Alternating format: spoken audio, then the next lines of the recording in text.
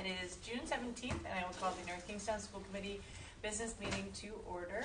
The first item on the agenda is to recess into executive session pursuant to RIGL 42464 for discussion of job performance, character, or physical or mental health of a person or persons, provided that such person or persons shall affected have been notified in writing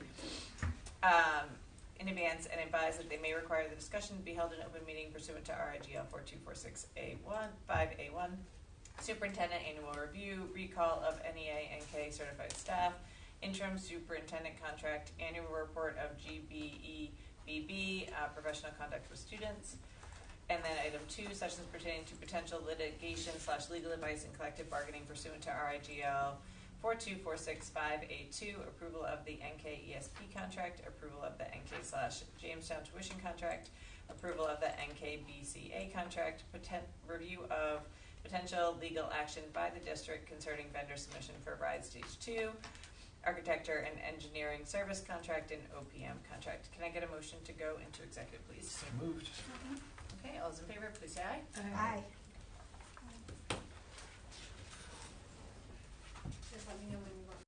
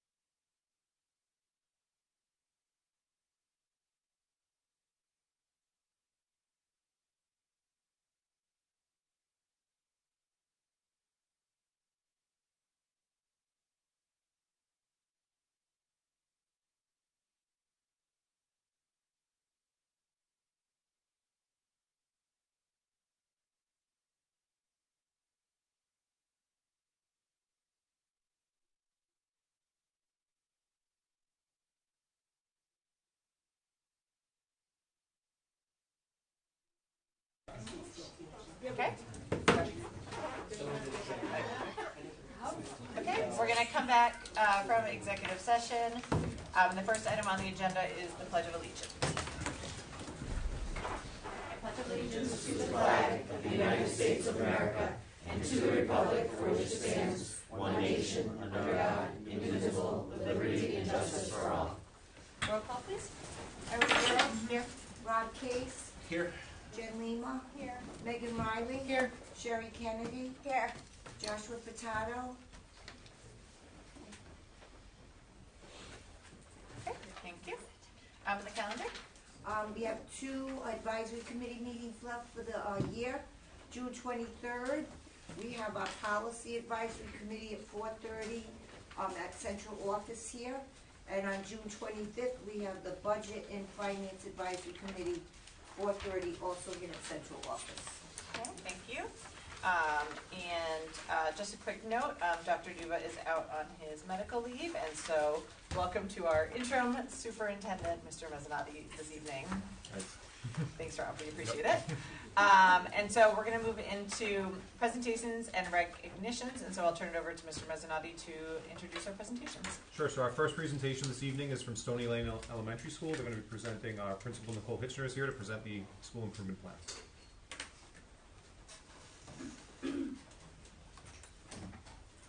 Thank you.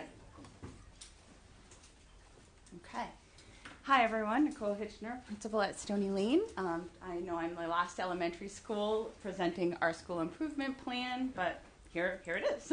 And we tried to focus on what were our goals and what were our accomplishments this year for you all. Okay, so Stony Lane is a 5-star school. It is our 3rd year in a row being a 5-star school. And you can see that for our accountability ratings, we received 5 stars in each school quality, in student success, and achievement and growth. And when you break that down, you can see that like our absenteeism earned all points, our teacher chronic absenteeism earned all points, so we don't have problems in those areas, suspension rates, all of these were really strong. We exceeded our expectations in math. We made achievement in ELA and math, but those were a little bit lower. Our growth in ELA and growth in math were strong, as well as our science proficiency. So area to focus on will be exceeding expectations in ELA. And so our goals for the past year, for the end of this school year, were in mathematics to increase the number of students that were meeting or exceeding expectations on the math broadcast from 58 to 60. For ELA, it was to increase from 62 to 64 on the ELA broadcast. For social emotional, I was doing well with absenteeism, so I switched over to survey works and focused on belonging and increasing the response rate and how many students feel that they belong at Stony Lane from 63 to 65%. And we don't have those results back yet, so more to come in the future. And then we also created a goal for science this year, which by the end of this year, we wanted to increase from 52 to 55. So I'm going to go over my outcomes and then things that we were successful and our goals for next year. But if you have any questions, just let me know. So I started off with our positives. Our positives was the math. We're really doing well with bridges, and I'll talk about one of our goals for that. But we exceeded the goal that we had set because we ended up at 63% proficient in math, so that's exciting. And then this is the breakdown of growth in math, and you can see we do look at our subgroup populations, and actually our economically disadvantaged in math did better than our white population. Students with disabilities, you'll see we're always trying to focus and help improve those students, and we work together with grade level teams, with multidisciplinary teams, all trying to get kids with different needs to progress. So that's our math. Our ELA, we went down. So we did not meet our goal. We went from 62% proficient to 58% proficient, so it continues to be an area of focus. I'll talk about what we focus on this year and what our plans are to focus on next year. We also looked at our ELA growth. Again, not too bad, obviously our economically disadvantaged and students with the disabilities are not, and Hispanic are not doing as well as our white students, but it's not too far off. And you can see just like the math, we did earn those 3 points there in the growth. In our science, we exceeded our goal. We went from 52 to 68, well exceeded that. And I'll talk about the goals that we've been working on that. We've been using the interim assessments and giving the kids more practice, and we're actually understanding the reporting from that, so we're able to take that information now going forward and really put it into practice in front of the students, so that's kind of exciting. And then here's our proficiency in the science. So we met the 3 points there, and you can see where our students with disabilities, that assessment is a challenge, and it's like pulling multiple pieces together. So that is an area for growth for all subgroup populations, but those with the most challenges most of all. And then this is how I didn't want to let you know who or what, so you couldn't trace back grade 1 or whatever, like where they are. But this is what we are looking at. It's called database decision making. It is actually, I'll just kind of stand here for a minute. This is the current spring data. So for 3 different subgroup populations that we're monitoring. So this was fall, this was winter, and this is spring that we're looking at. So we're constantly trying to tweak and support all students, but that is part of our process. We do that annually and like daily. So our accomplishments this year at Stony Lane.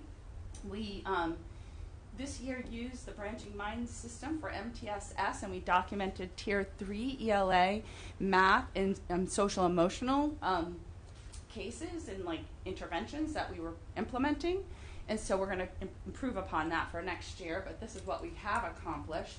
For ELA, along with all the other elementary schools, we worked on our on-demand writing tasks that were new this year for grades 2 through 5, but we also had tasks for K and 1, and that was awesome work, really calibrating our writing, scoring our writing, looking at student work. And then a big focus for all of us was writing, because that is what our data has showed as a need. So we were trying to make writing fun. So we also used summer vacation activities to increase writing.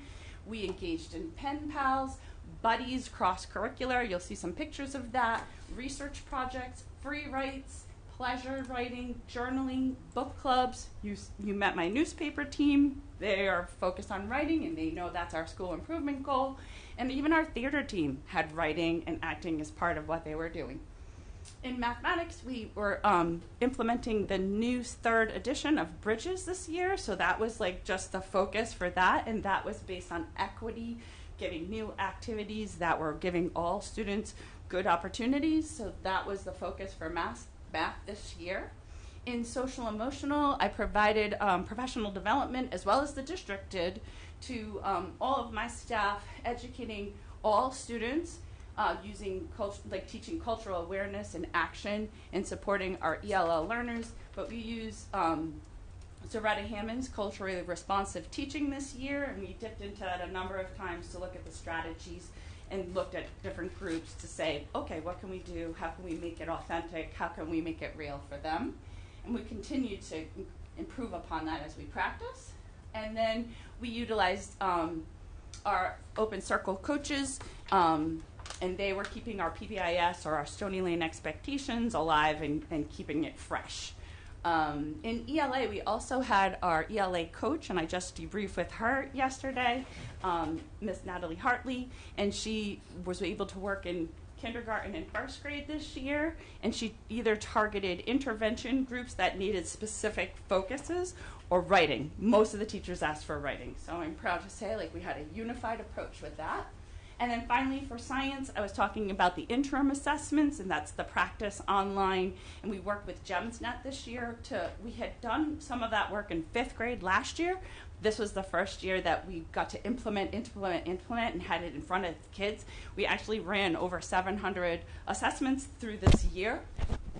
And so I'm really proud of that, because that's just getting more practice. It's allowing them to collaborate, work together, solve problems, but then we want to build that independence, because it's a complicated assessment. They have to truly know what the problem is, make a hypothesis, run trials, and then prove the outcome before they. And it's a complex assessment, because you're reading, doing multiple choice, you're running trials, and then if you make a mistake, you have to erase something and try it again, and then make that determination at the end. So it's multi-step and complex. So that is something we need to continue to unpack. And let me see if I missed anything. We started training for grade 4. All of the teachers at Stony Lane now know how to run and they did implement running the assessment, but now next year my hope for grade 4 will be to do what 5th grade did, get more practice, and then we'll grow that onto 3rd grade. So here are some pictures. You met the newspaper team two meetings ago.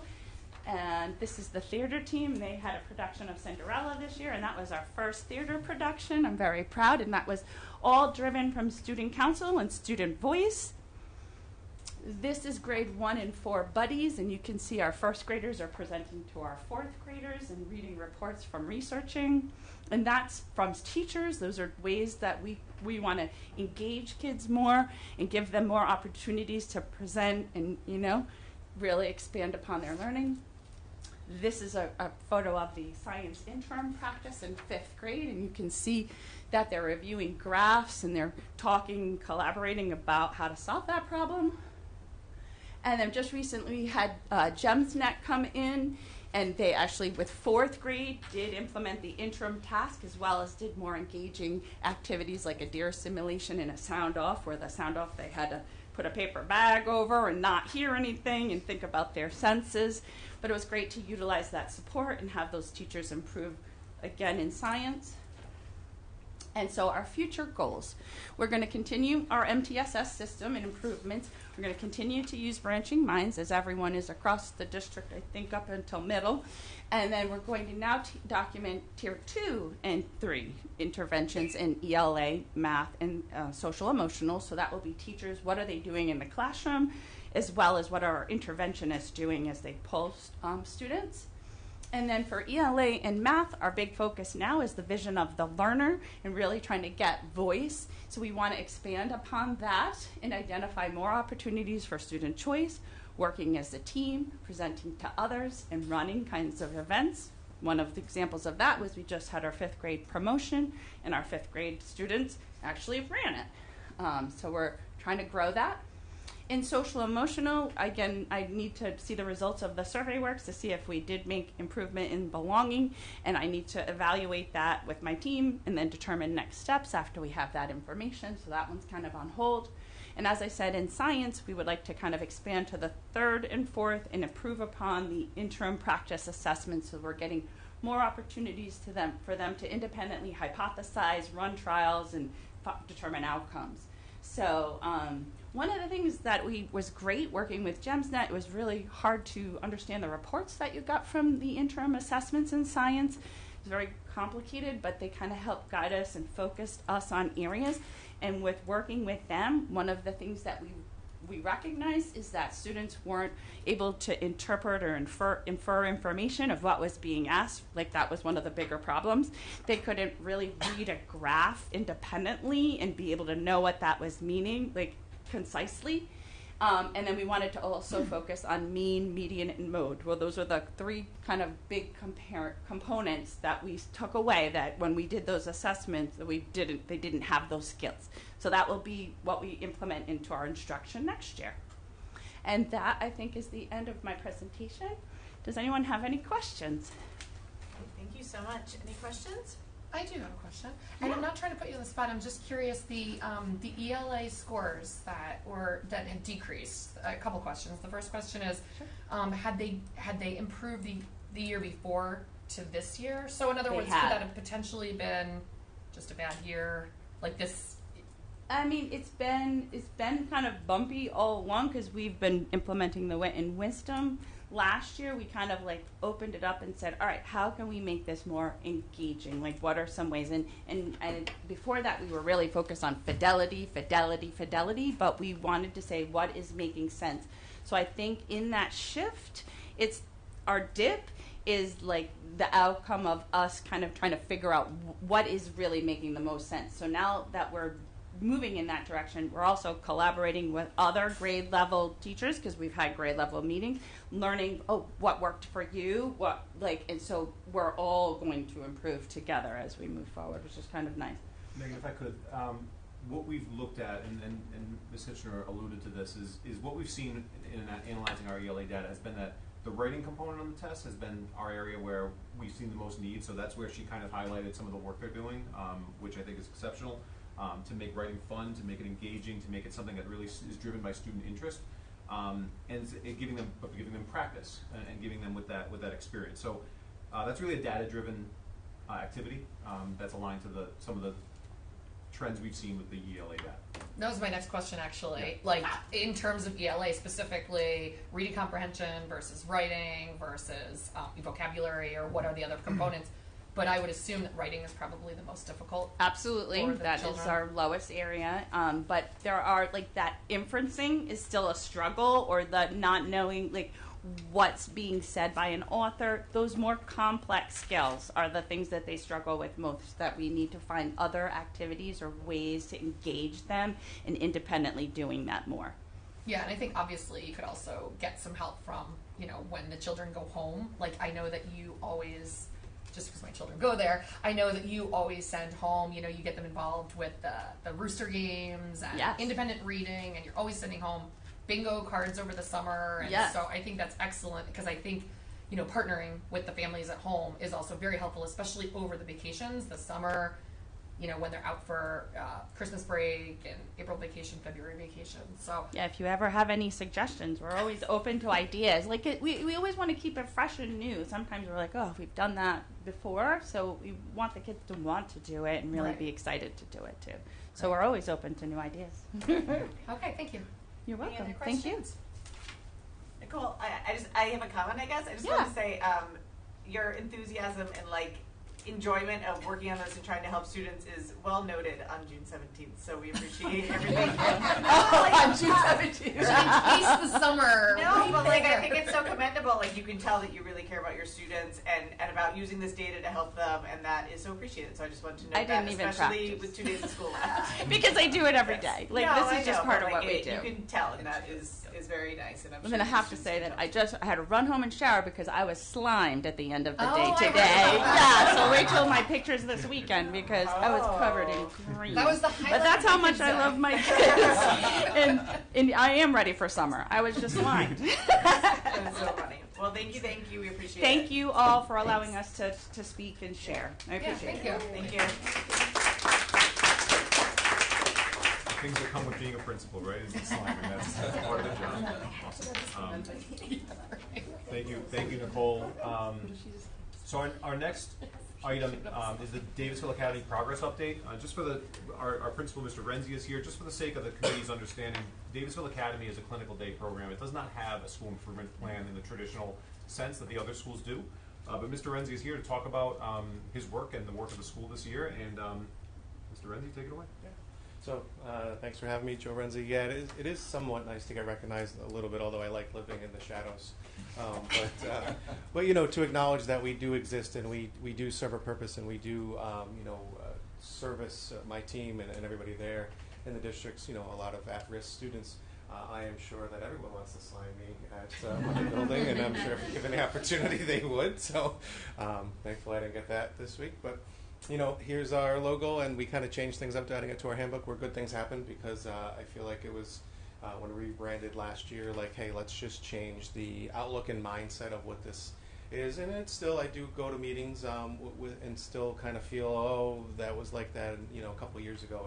And, it does take time for things to change, but we have really done a lot to do good things for our students and their families.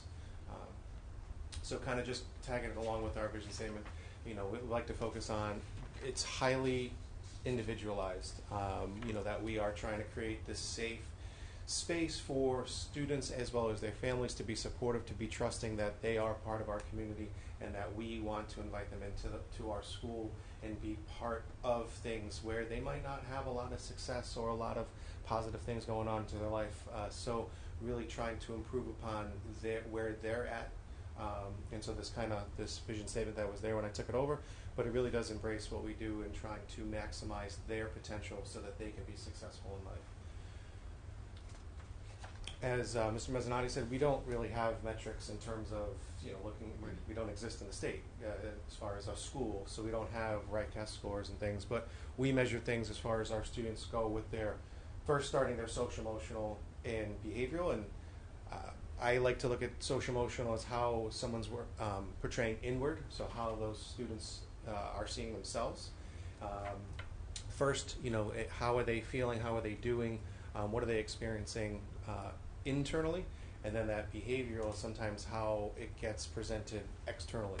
So I know some people like, well, kind of what's the difference, but if I were to break that up, to me is one who internalizes their problems, who externalizes their problems.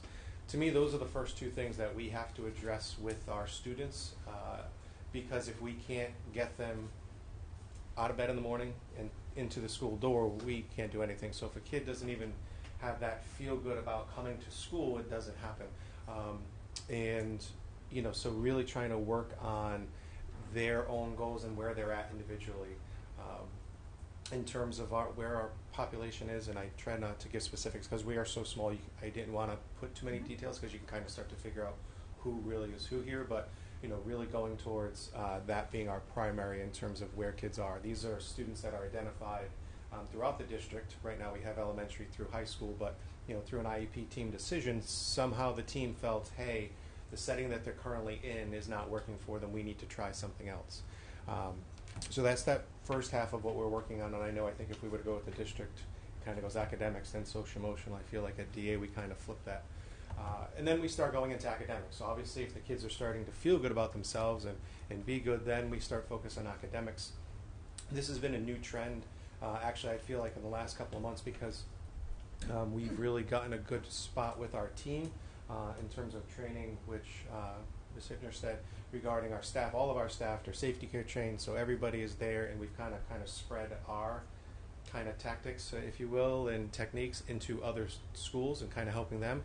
So we are getting kids that are at the desk in place and ready. So now we are focused on academics, and a lot of our high school kids are coming to us with deficits in their credits. So now that they're kind of feeling good about themselves, we're actually trying to turn how do we get them to get closer to graduation. So that's kind of like the next big focus that we are on. The next thing that we do focus on is peer interactions, and obviously making sure everyone is safe. Our data is collected daily and weekly, and in terms of how kids are doing.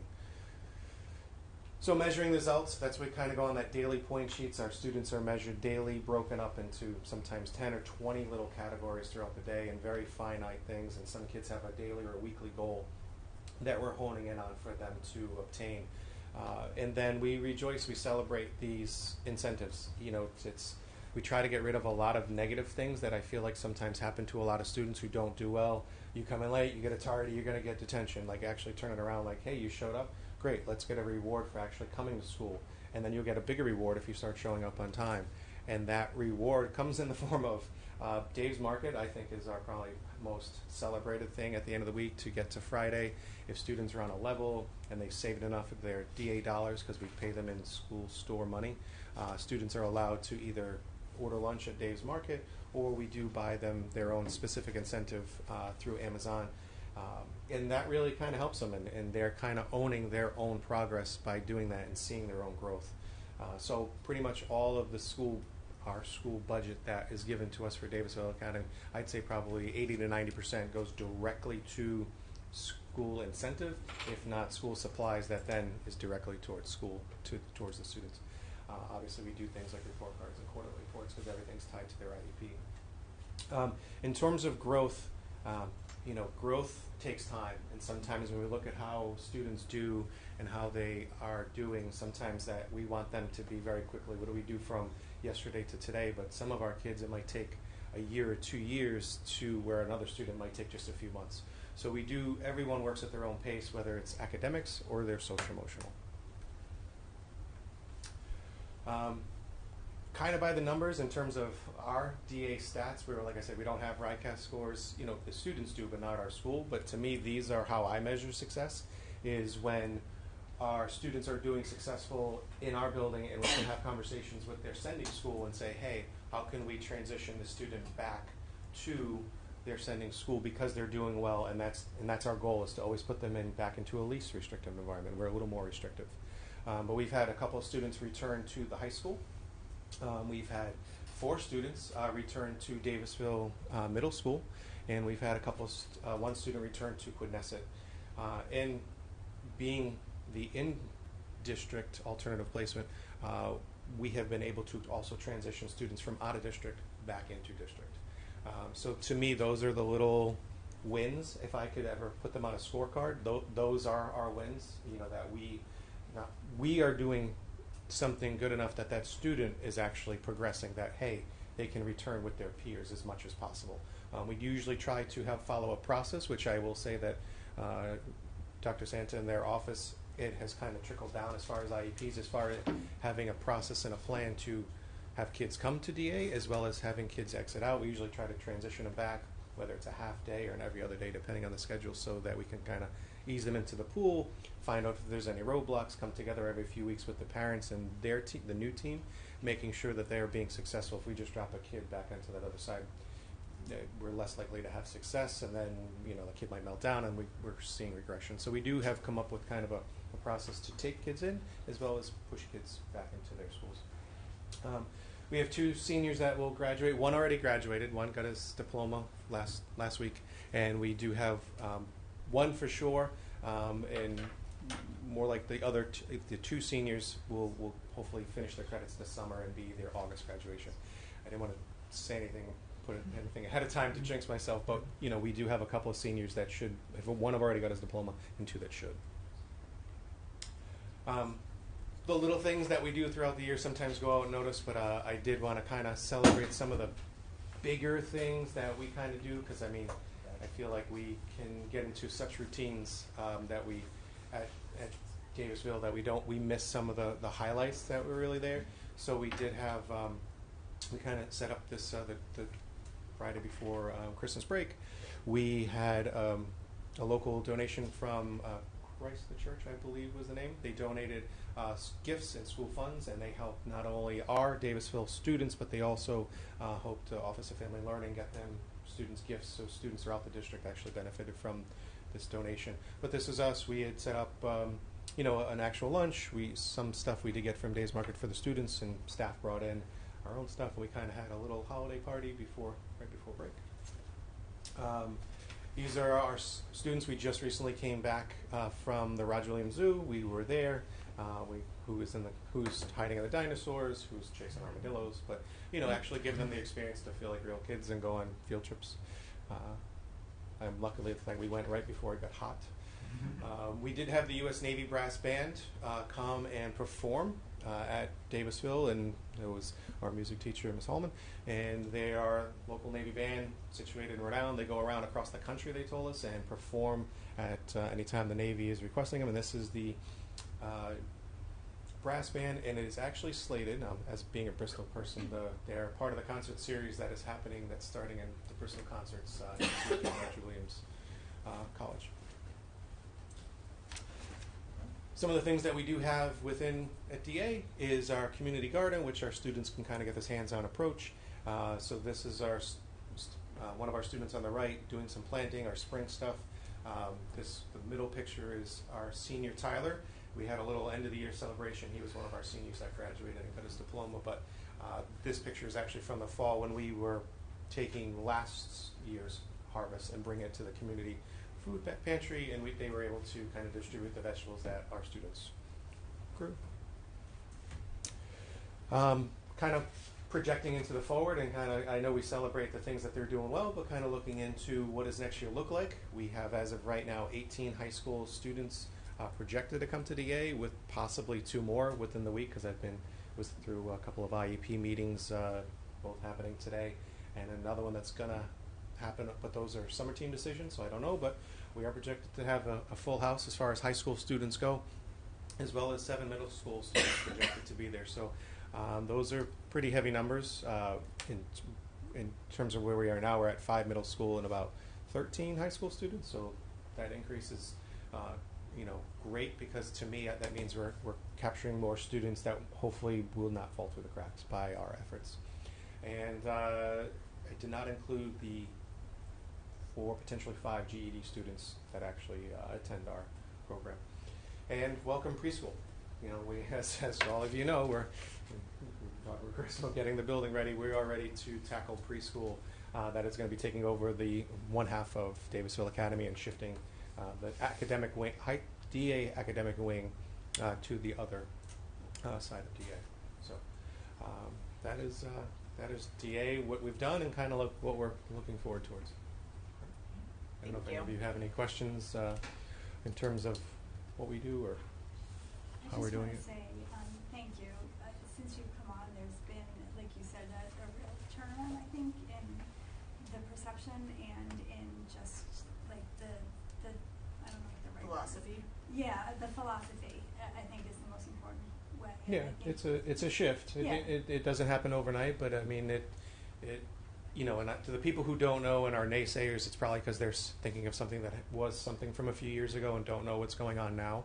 And to some people who don't know, I encourage, if we could, come and see it, but also kind of taking some of the strategies that we use. I mean, all the way from the bus drivers and stuff have come for trainings, as well as, you know, efforts there. So kind of making it a district, you know, wide model. And that's why I'm also kind of eager to help with the PBAS. That's kind of trickling into the district based on some of the things that we do at DA.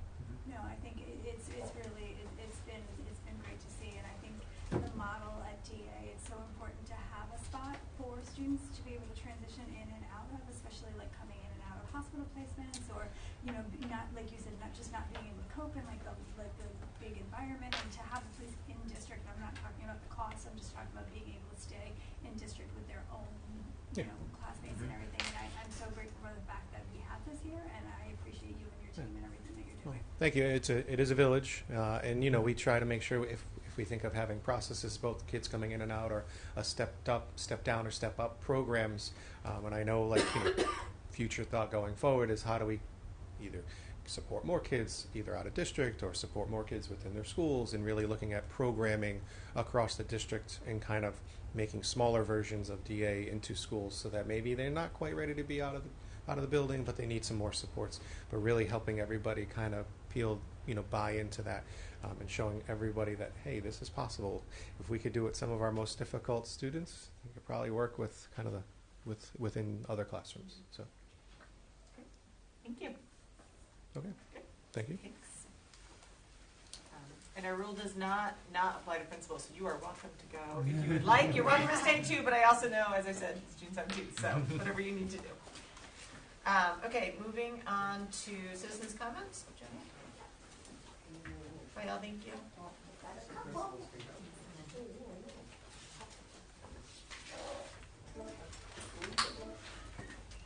Thank you. Okay, first up, Sue.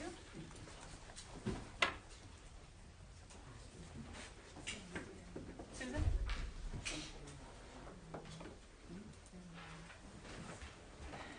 Good evening. My name is Susan Erickson. I'm a chemistry teacher at the high school here in North Kingstown. Thank you again for providing this opportunity to speak to you about the proposed grading policy for grades 6 through 12.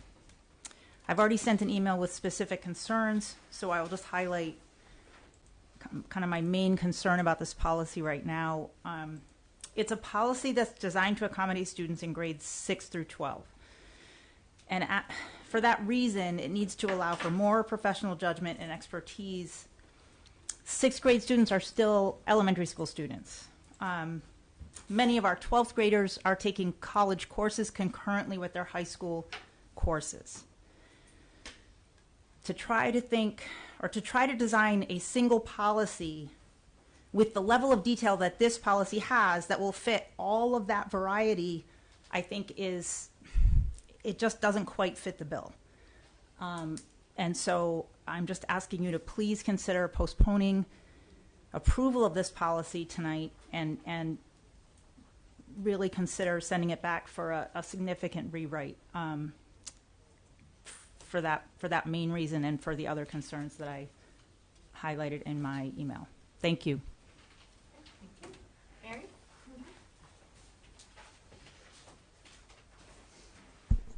Good evening. My name is Mary Lowe Presti, And I have had 5 children in the North Kingstown School District over the past 20 years, including one disabled child who was in the North Kingstown schools for 13 years.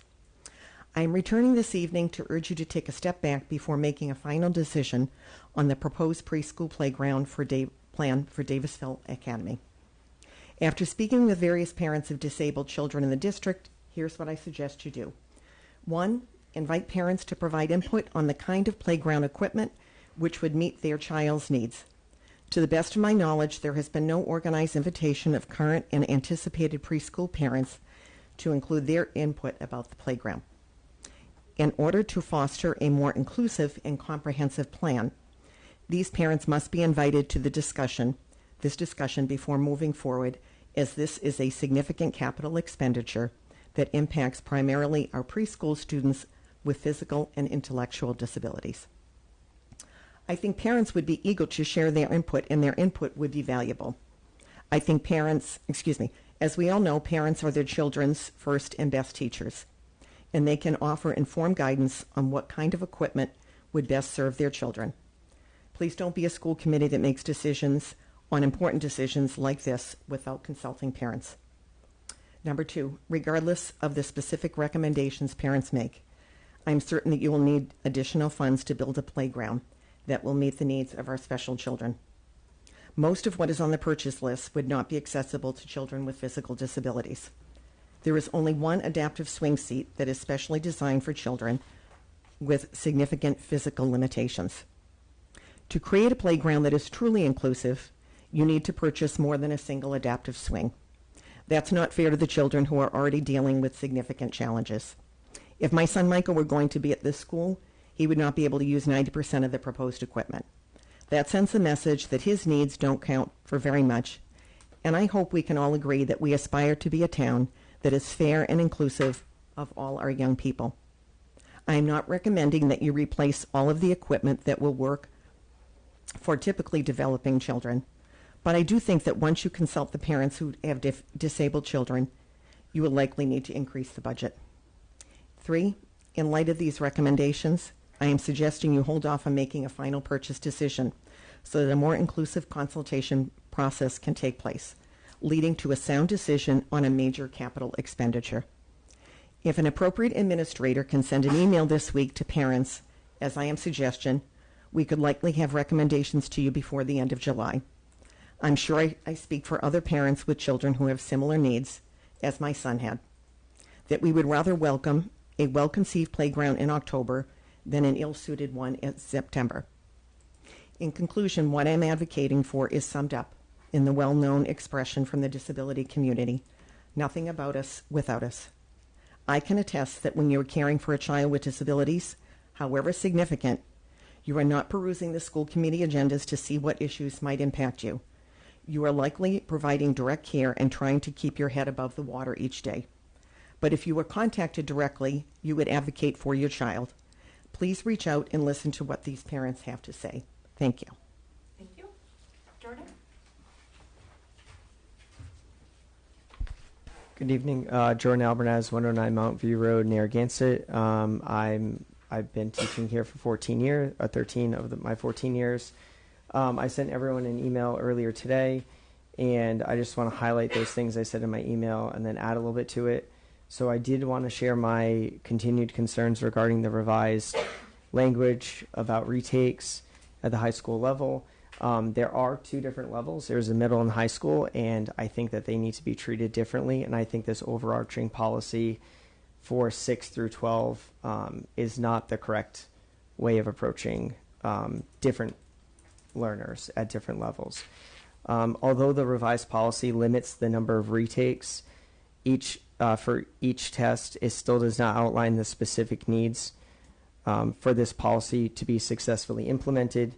Moreover, research suggests that student motivation, accountability, and engagement actually decrease rather than increase. I can send you those articles if you want to read peer-reviewed articles from both the university, the high school, and the middle school level.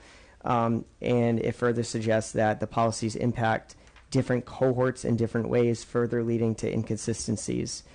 I really, really, really want to ask that you postpone the plan of this implementation for a year.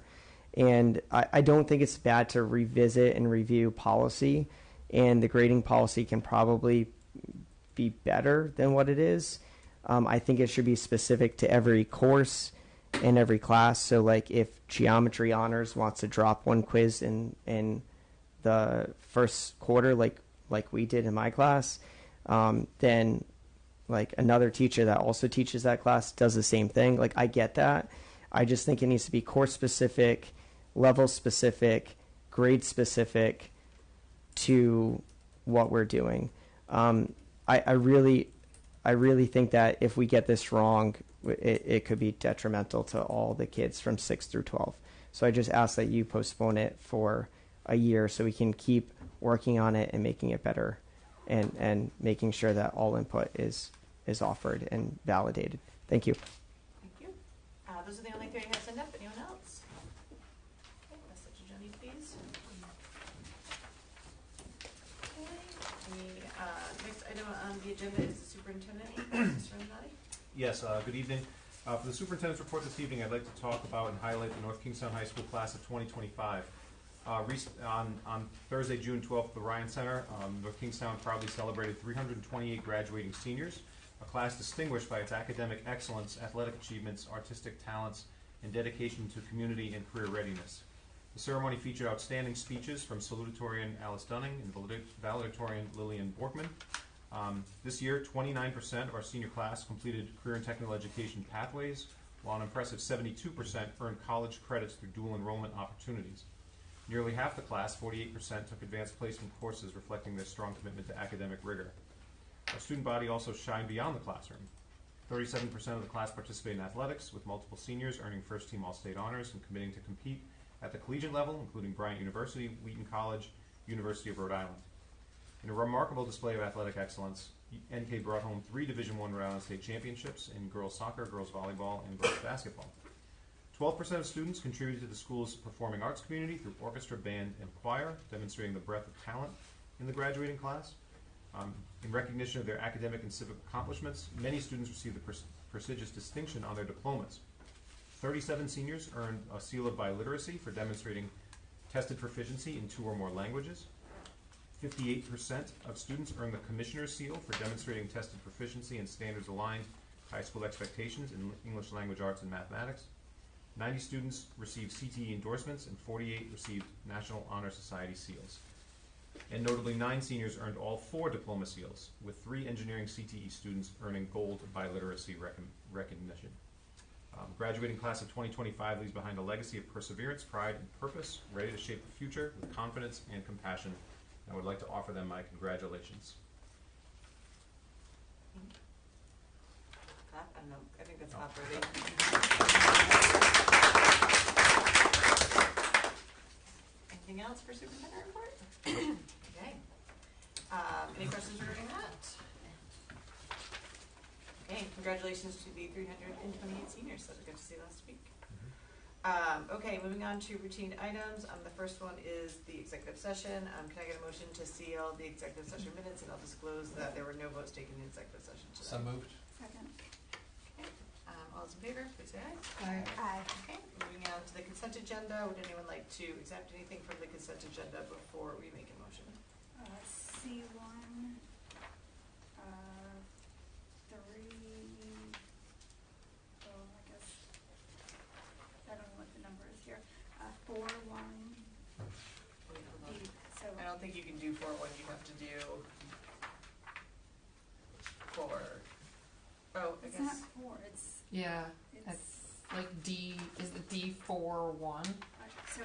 Just say the name of the Okay, thing. so the business meeting minutes. Yeah. The approval of the playground, the approval of the interim superintendent contract, and the recall of the certified staff. Hang on. Right. Playground. All right, hold on, I got it. Playground. You say Smart Pass? No, superintendent contract and certified Oh, it's staff. on page 3.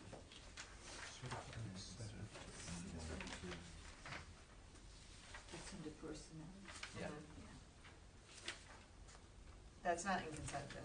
It is personnel. Yeah, it is. Oh, it all It's is. involved Yeah, under most that. certainly is. Okay. I'm gonna pull out the approval of the bus contractor extension on the bottom of page 3. Okay. Anything else?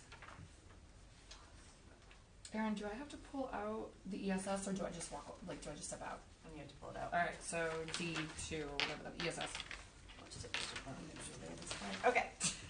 Let me see if I got this right. I think I missed one. Okay, so we are going to pull out the following.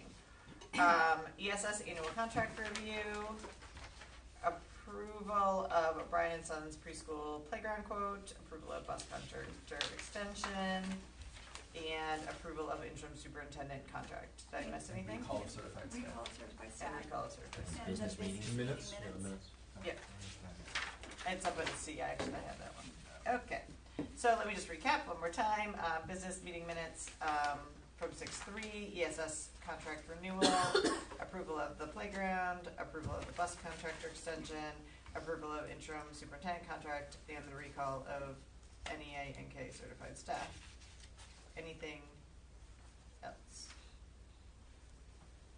Okay, here now, could I get a motion to approve what is left of the consent agenda? So moved. Second. Wasn't funny. Alright, okay, any discussion? Okay, all those in favor, please say aye. Aye. Okay, and then we'll go back up to, the business meeting, minutes. Can I get a motion? So I will make a motion to discuss. Second. Okay, So there are some corrections that need to be made, and they were not able to be made in time for this meeting. so did you mean a motion to table? Yes, but I didn't, I know we can't discuss once I Yep. made that motion, so I just wanted Got to it. explain why. Why you're it's making that tabled. motion. Loophole. Thank you. So Okay. I will then now make a motion to table. Okay, do we have a second to motion to table? Second. Okay, all those in favor, please say aye. Aye. Okay, and that was the business meeting ones. Correct. Is there, so we will, executive got approved with the Yes. consent, With just to those. clarify. Yes, with those. Okay. Moving on to ESS, hey, you wanna sit up? Just kidding. This is gonna take a No. Not enough time to read Okay, can I get a motion for ESS, please? I will make a motion to approve. Okay, do we have a second? Second. Okay, discussion? Okay, hearing none, we'll vote. All those in favor, please say aye. Aye. Okay, and then, what's the word for when you, there's two different words, abstain and then She recused. recused. Four approved, one recused. Recused. Megan. Megan recused. Oh, herself. Megan did. Yeah. Oh, sorry. That's not what she said. All right, thanks. It's okay, I know, that's why I was clarifying. Alright, so, got that, Joni? Yep. Okay, thank you. Okay, and then moving on to playground, can I get a motion for that, I please? will make a motion to discuss. Second. Okay. So I want to raise the same concerns that I had raised last week about the accessibility of the equipment that's being put forward. You know, I read Chris's note, and while I understand that the preschool teachers are, you know, operating with the best of intentions, I also understand that there's a sense of urgency to get this done, and I remain concerned that we may be sacrificing expediency for accessibility, especially touching on some of the comments that were echoed again tonight. You know, accessible playground equipment can be used by all students, but not vice versa. And, you know, there were no changes whatsoever between what was put through at the last meeting and what we're being asked to approve tonight. And I just have a lot of concerns. You know, the population of that preschool is close to a 50-50 split in terms of students, and I just have a lot of concerns that this equipment is not accessible for all of our students. Other discussion? Yeah, I'd like to add on to that, that if we are going to be potentially spending more money on it than what was proposed, I would like to reiterate my concern with what's going over at Davisville Academy, to just ask yet again if we can have some sort of long-term strategic plan for that actual school, so that any money that we do put into it ends up being spent for the long term, because I would hate to put a lot of money into Davisville Academy for various reasons for the next year or two, only to find out in 3 years we're going to change it now. We're going to change the educational programming. We're going to be moving students around again. So that's one concern. And then going along with the playground issue in general, we do have a playground policy where the superintendent is supposed to be evaluating all school playgrounds in the district and playground equipment twice a year. So I don't know that, since I've been here, I haven't seen that evaluation. I've only been here 6 months, but I don't know if that's something that's forthcoming. But I think that we could tie that into,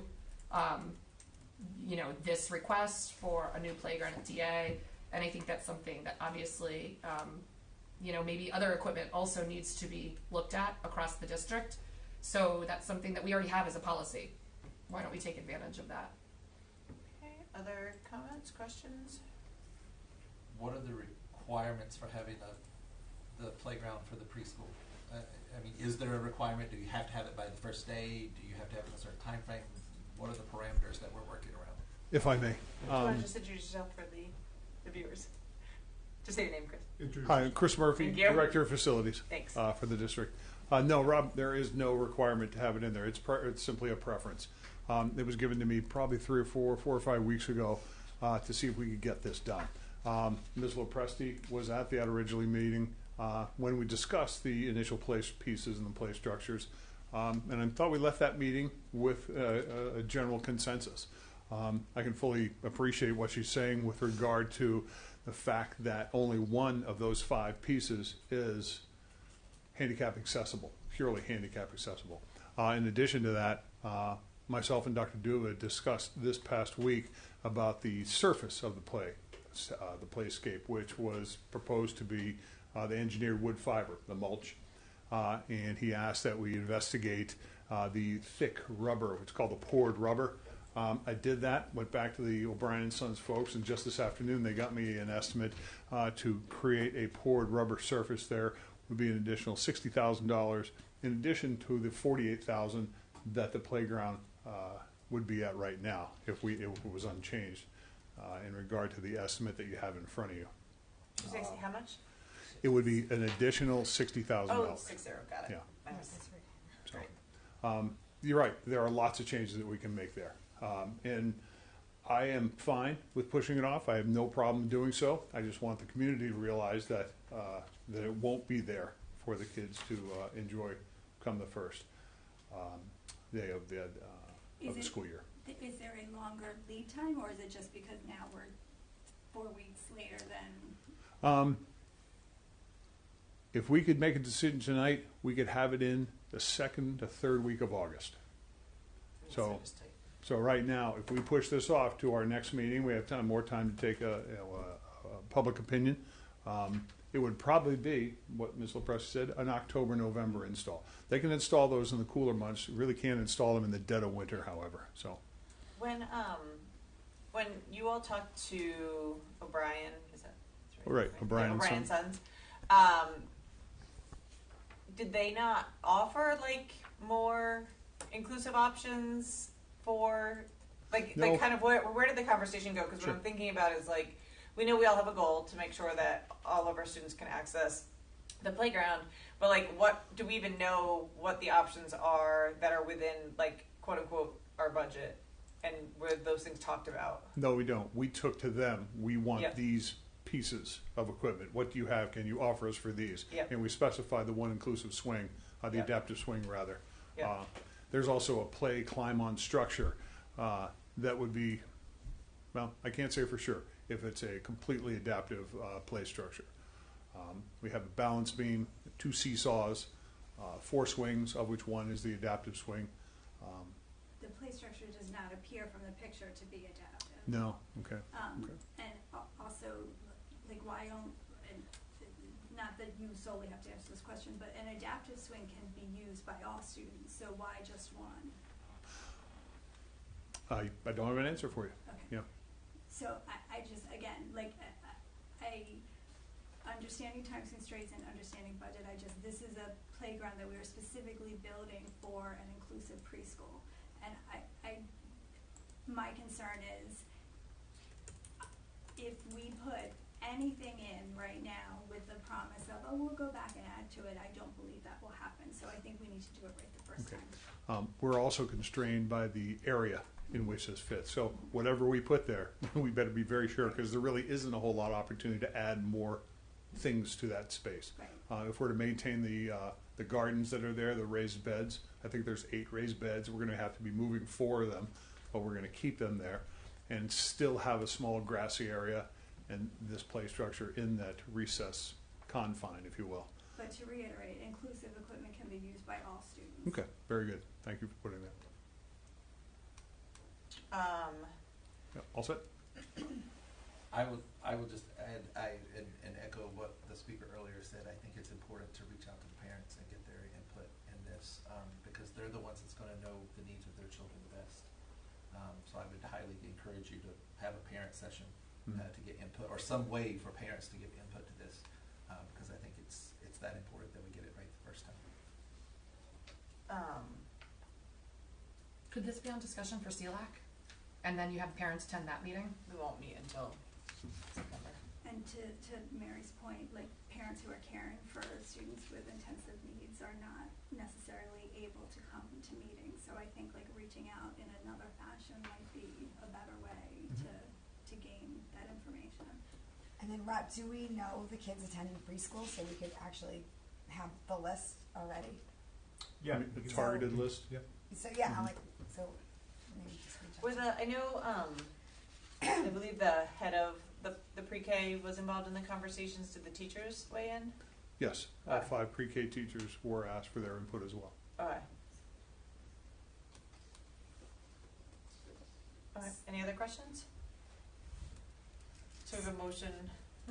So I guess my request would be to do some outreach to parents and do some investigation into what type of accessible equipment is available. How is this being funded? Can you remind me? What fiscal year? Capital funds. Okay.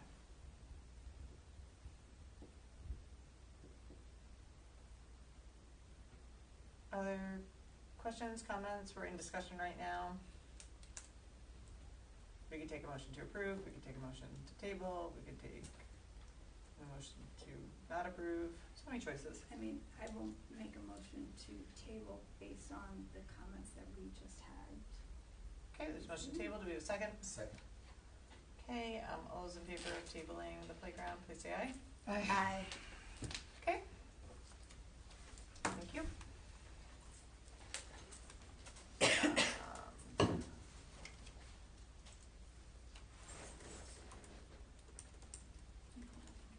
Yep. I'm just making a note. Okay. Next one. The bus contract revision.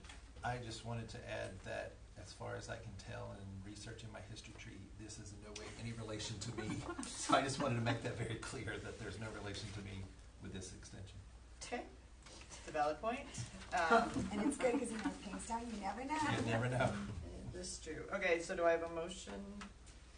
Do we need a motion to approve? So I can make a motion to approve. Yeah, I need a motion. Yeah, I need I'll make a motion to approve. Okay, do we have a second? Okay, discussion. We'll go on the record that we don't think there's any relation with this case to our case. Any further discussion?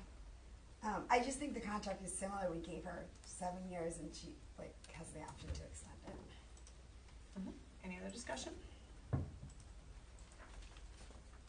Okay, hearing none, we'll call the question. All those in favor, please say aye. Aye. Okay, thank you. Moving on to the next one. I get a motion for the interim superintendent. I would make a motion to approve with the change that we discussed in executive. Second. Okay, any other discussion? Okay, hearing none, we'll call the question. All those in favor, please say aye. Aye. Okay, thank you. Next one.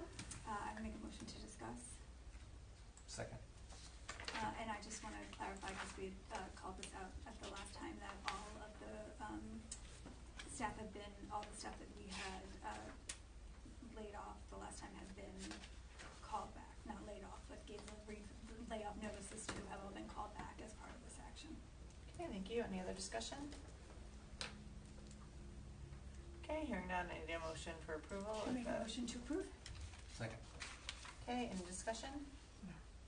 Okay, all those in favor, please say aye. Aye. Okay, thank you.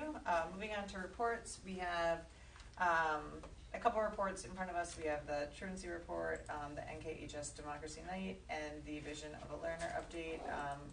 Mr. Mezzanotte, anything there that you want to point out to us, or if not, I'll just do questions from the committee if they have any. I think you can just go to questions from the committee. Okay, any questions for the committee on any of the special reports that are presented to you in the packet? Okay, hearing none, there's no action needed on those. Those are all informative. And so thank you very much to the committee. I would just point out, as always, for the administration to pay attention to the Democracy Night projects, especially the ones that are reoccurring, to see if that we can have some action to show that students that their voices are heard and acted upon. Absolutely. Thank you. Moving on to financial reports, we have two different ones in front of us, the check register and the bank reconciliations. Does anyone on the committee have questions regarding that? I do, but I don't know if they're going to be able to be answered. On the first one, check register, page 11, I was just curious what the $276,000 to ride was. But Can you just say that where again? Sorry. page 11. I don't have page So, numbers Yeah, check I don't register. have page numbers either. Let's see.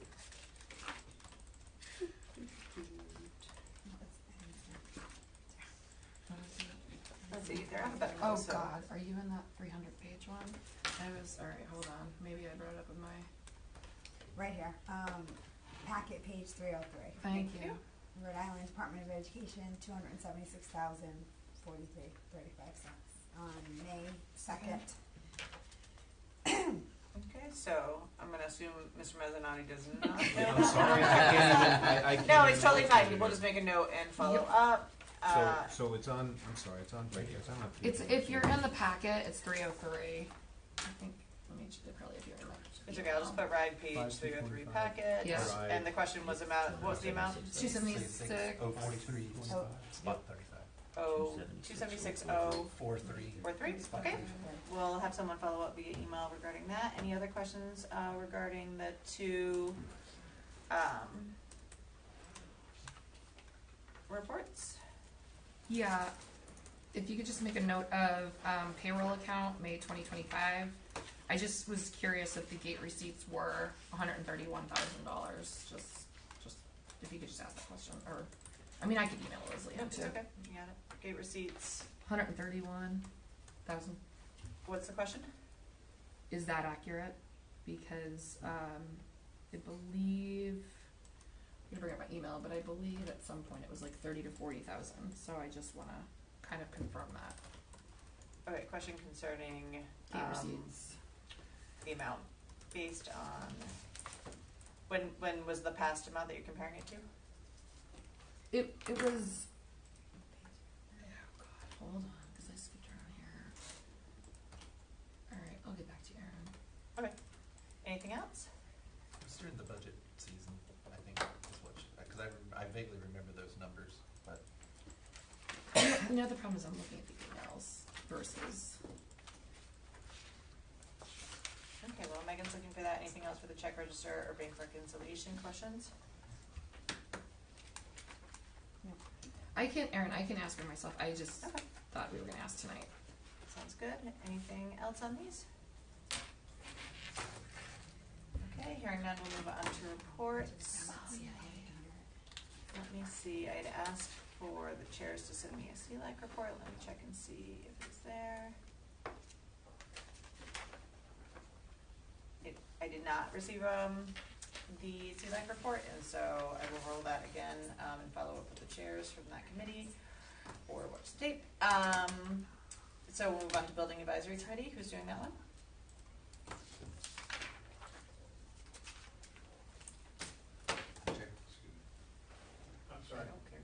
Chris, you want to do the Advisory building Advisory. advisory committee, just the recap of the last meeting?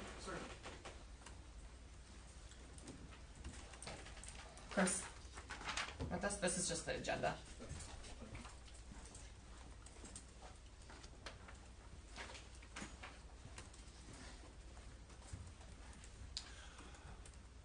Chris Murphy. At the last Building Advisory Committee, we started with a call to order. We went through, reviewed the RIDE Stage 2 update for the committee. There were no serious questions that were forthcoming from that. basically read through Dr. Duva's statement that had been sent out to the general public 2 days prior to that. We just want to make sure that the building committee knew that it was out there and what was going on in regard to the status of the Stage 2 update. We tabled the approval of minutes. We reviewed the subcommittee membership application process and opened it to the general public for 10 days of the receipt of applications to the subcommittee and reviewed the decision-making process. We reviewed the update of the OPM, Paradigm, as well as DBVM, the architect and engineering firm that would be forwarded to the town council the following Monday, where both entities were approved to move forward for the benefit of the school district to be our OPM and the architectural and engineering firms for Stage 2 in the bond fund. At that point, the meeting adjourned. Okay, any questions regarding the Building Advisory Committee or additions from the school committee representatives? Okay, moving on to policy. Jen? The Policy Advisory Committee last met on June 9th. We discussed the edits that the district mental health staff had made to the suicide prevention policy. We agreed that additional revisions need to be made and reviewed by administration, and that this policy would be brought back to the advisory committee again once that's complete. Administration brought forth proposed revisions to policy GCB, which covers non-unit benefits, but due to time we were unable to get through the entire policy. We agreed that individually we would submit our questions to the administration and that answers would be brought back to the next meeting. The last meeting of the school year is scheduled for June 23rd at 4:30. Okay. Any questions regarding that? Okay, hearing none, we'll move on to health and wellness. Sherry? We had our last health and wellness meeting. So the first thing we talked about is we will be assessing our health and wellness policy coming up next year. And RIDE and Rhode Island Healthy School Coalition has put together a tool to make it easier for us to send it out to all the school buildings and kind of roll it all up into information that we can then see how we are doing. And then we continued our discussion on vaping prevention, and we've had several ideas. We will, once we solidify them, we'll bring to the school committee. Okay, thank you. Any questions regarding that? Okay, hearing none, we'll move on to unfinished business. The first item, can I get a motion for A1? Make a motion to approve. Second. Okay, discussion? Okay, hearing no discussion, we'll call the question to approve the OPM contract as presented. All those in favor, please say aye. Aye. Okay, and then can I get a motion for A2? Make a motion to table. Maybe make a motion to discuss first. I'll make a motion to discuss. Second. Okay, so this is the DBVW A&E contract. Mr. Hennessy, can you just give us a timeline update on that? Yes, so currently the OPM is working with the architect on revisions to the standard AIA draft contract, and they've sent me the standard version right now, but I have to get the version with all of the agreed upon edits to go through and just confirm from a legal perspective. So I'd say probably a couple of weeks. Okay. So at this point, recommending tabling? Yeah, absolutely. Yep. Thank you. Can I get a motion for that, please? Make a motion to table. Second. Okay, all those in favor, please say aye. Aye. Okay. Thank you. Moving on to the next item, can I get a motion for B? I actually don't think we need that in open, so I would recommend skip on B, Skip, okay. right? Yes. Everyone Yep, in agreement? correct. Yes. Item C, can I get a motion for item Make C? a motion to discuss. Second. So this is the third read of a revision to an existing policy that's being modified to combine our high school and middle grading policies. Rob, if you don't mind, I'm going to ask you to discuss the changes that have been made since the last meeting. Certainly.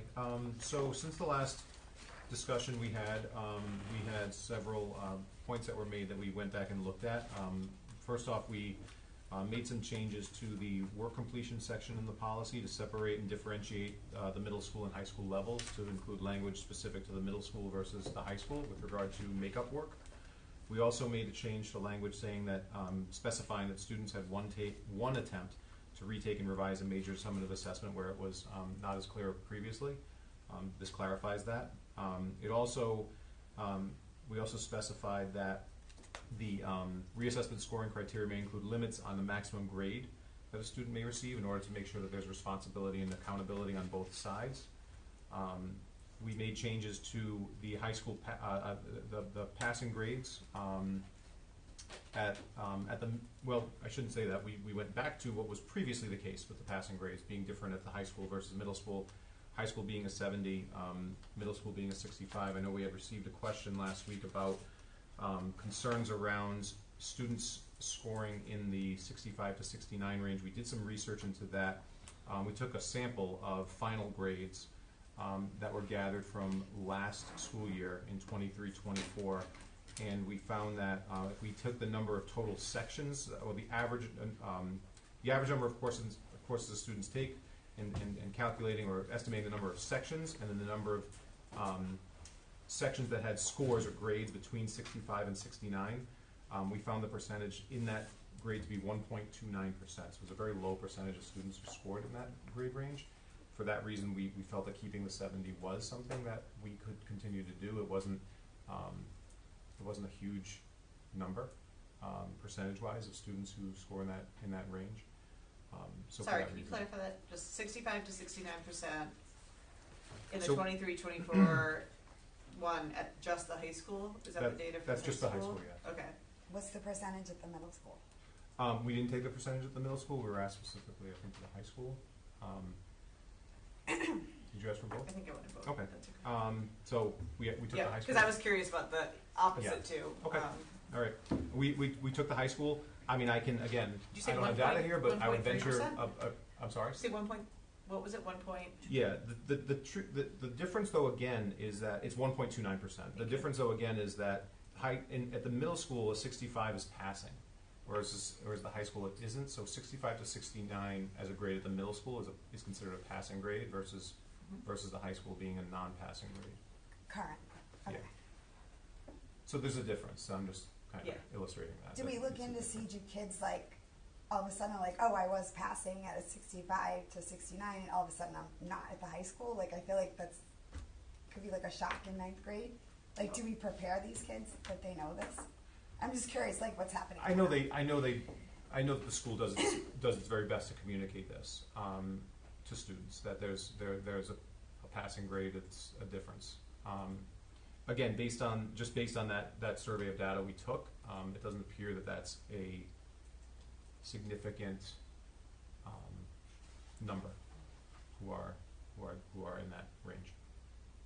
So if we changed it at the high school to a 65, only 1.29% of our population would be positively impacted as well. Yes, according to this data, that's true. But I will also add, of course, that and you know this, grades are a human function. Yeah, they're a human function, and there's yes, okay. No. No, I mean I think my point is there's bias in grading, and so if you change the passing grade, the teachers are going to adjust in how they grade. Would be my assumption. Yeah, I mean there's bias in everything, and I think there's also judgment professionally that comes into play. Other questions? Or Mr. President, any more that you were explaining to us stuff when we got into some questions? Yeah, that's okay. The other changes which were made previously to the meeting that was based on the feedback we received from teachers at the voluntary meetings that we held with both the high school and the middle school was just some changes to the middle school's language around academic honesty, just to align it with the high school in terms of a conduct record being done. Also, we amended or revised the family vacations piece and just referenced the policy rather than including the entire language. We also specified for the middle school, which we hadn't done before, which is like a range of school days for makeup and late assignments to be completed by. Okay. Questions from the committee? So I went back, I went way far back at forever ago, to the policy advisory committee where we first started talking about this, and I listened to that again to try to like reframe like where we were when we first started talking about, like, because we had talked about doing like the short-term tweaks, which we did in August of last year, and then the long-term like kind of realigning the big picture philosophy, because the policy hadn't been revised in a long time, and I remember talking about how like aligning with best practices and everything. And so I feel, I don't think there's gonna be complete agreement on this. I feel like between like where the administration is looking at and like what the teachers are looking at, but I still feel like there's a lot of unresolved issues in this policy. And I know that it's been a year basically since we started talking about this, but like going back and listening to that meeting, I feel like where we've ended up is not necessarily where we started. And I have some concerns that like we're not at a point where there's at least like a kind of, not an agree to disagree, but like okay, we can kind of, I just feel like there's still a lot that is like unresolved in this. And I also feel like the thing that keeps coming up for me anyways is like, is this policy intended to reflect what students are learning, or is it intended to like reflect like grading? And I feel like I don't know the answer to that. And I am not comfortable, like I know that the intent was to get this through so that we didn't lose another year, but me personally, I'm not comfortable approving this policy as it stands, because I feel like there's just still a lot of unresolved questions, and I would rather leave the policy as it is. And then the other thing that I don't think we've talked about is like, we've heard from the teachers, what is the student, like where's the student voice in all of this? Well, we had students as part of our grading committee. And what was their input? I mean, to generalize their entire input over 9 months of meetings, right. I think it's kind of difficult, but like, I mean, generally speaking, we had pretty wide-ranging discussions around philosophy of grading, about purpose of grading, around communication, around, and we had a lot of, I think, really, really good discussions. Kids had different opinions on things. We worked through some things, and I think that, you know, kids presented their perspective, but also I think the kids learned a little bit about grading, how it applies more broadly. Yeah. They shared their personal experiences, which were helpful, but I think they also learned a little bit from discussions that kind of spanned out a little more broadly about grading practices across a bigger scale. Okay. And did any of their input get reflected in the policy? Yeah. They did? Yeah. Okay. Jen, is there anything specific? So I was listening to the teachers, of course, today and read their emails, and there was a couple things that they had noted that the ones that spoke today and an emailed us today were still unresolved about. But is there anything specific that you feel is not specifically resolved based on what you were saying with the original like intent of the policy? Going back to look at the notes, it seemed like the one of the concerns was like at the time it was, you know, ensuring like equity, right, and like making sure we wanted to solidify that what was happening in practice was really like reflected in the policy, and then if there were things in the policy that were not happening in practice, we wanted to clean those up. So I think we did that initially, and then it was making sure that you know, fundamentally the philosophy behind grading was consistent between the two. Well, there were some questions raised about like the middle school practice was one thing and the high school practice was the other, and just examining that. And what I hear is that, you know, maybe some practices at the middle school need to be that way because of, you know, where middle schoolers are in their educational journey, and that maybe some of the things that are in the policy for middle schoolers work for middle school but don't necessarily translate to high school. And so maybe in an attempt to be equitable, it's not actually like working to apply that across the whole, you know, range, right? Okay. And so that's kind of So if I could hear like specifics with regard to that, because there is language in there that does specify middle school and high school. I know it is a 6 through 12 policy, but there is specific language in several sections where there's language for middle school and language for high school. So it would be helpful to know which specific areas they feel are should be separated out. So I think we've heard from them what should be like what I'm hearing, and I'm not an educator, so I can't speak to any of this, but like what I hear concerned about is that there's a difference between allowing a 6th grader to make up a test and allowing an AP student to make up a test. And I'm not advocating for one versus the other, but you know, appears to be some concern about the fact that they are both treated the same way within the policy. And, that the other thing is the philosophy of, when you take the retake, if you do the retake, right, what is that retake being done on? Is it being done on the same material? Is it being done on different? Do you have to meet a certain criteria? There doesn't seem to be clear parameters around what the retake actually is. And is that up to each individual teacher? Are we taking that individual, autonomy away from the teacher and deciding how they're teaching? I just feel like there are some gaps in this. Go ahead, Sherry. I agree with you too, because I think that, and I had mentioned, I know this shouldn't be in the policy, but I think if a kid takes a retake, what if it's all the same kids taking it because they're just not understanding? There might be a group of kids that just they don't have a 504, but they're not in AP classes, they're just kind of in the middle. And we're not even, I feel like if you're so stringent with the retakes, you're going to miss a kid that might just need a little extra help, but the teacher might know that and might not need it in, a different class. I think this specifically, though, talks about failure to success, failure to not failure. And so I think there's a difference between, a teacher needing to remediate how they're teaching subjects versus, hey, these students didn't get a passing grade and they want to retake the test to try to get to a passing grade. I think there's a little bit of a difference there. I personally think that I actually am going to support, I will be voting yes on this policy, only because I think there's been progress made, and I think the draft policy that's before us is better than the current policy we have. With that said, I would encourage the administration to continue to have conversations and perhaps even consider continuing to have the grading policy committee going forward to see if there's additional things that we can add, tweak, change in this. But I think that what we have in front of us is much more in line with what we were hoping to achieve than what currently exists. So I personally will be supporting the policy tonight. One thing I did hear tonight that we possibly could think about is with the work completion point that the teacher made about the high school level students not having an opportunity to make up late work within the work completion section, homework or classwork, and the middle school students are having that opportunity. I heard, from the high school teachers that if they feel professionally that that's the right choice for students, they would like the autonomy to make that decision.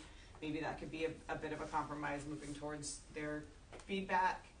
And then, what was the other one?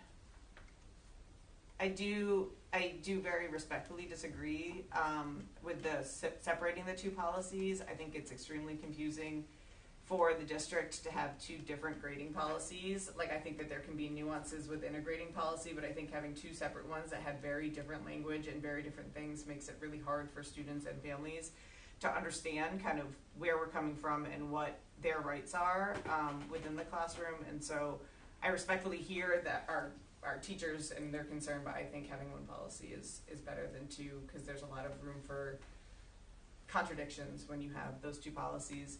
I'm still concerned about the passing grade at the high school being 70. I know I had asked for some data about other high schools and where they land, and I don't think we did that. I apologize for not mentioning that. We're one of a few.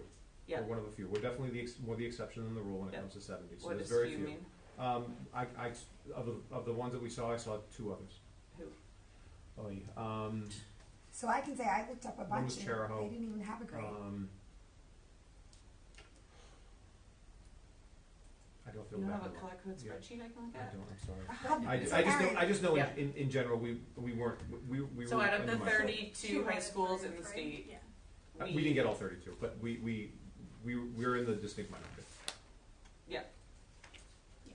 I still very fundamentally have an issue with that also.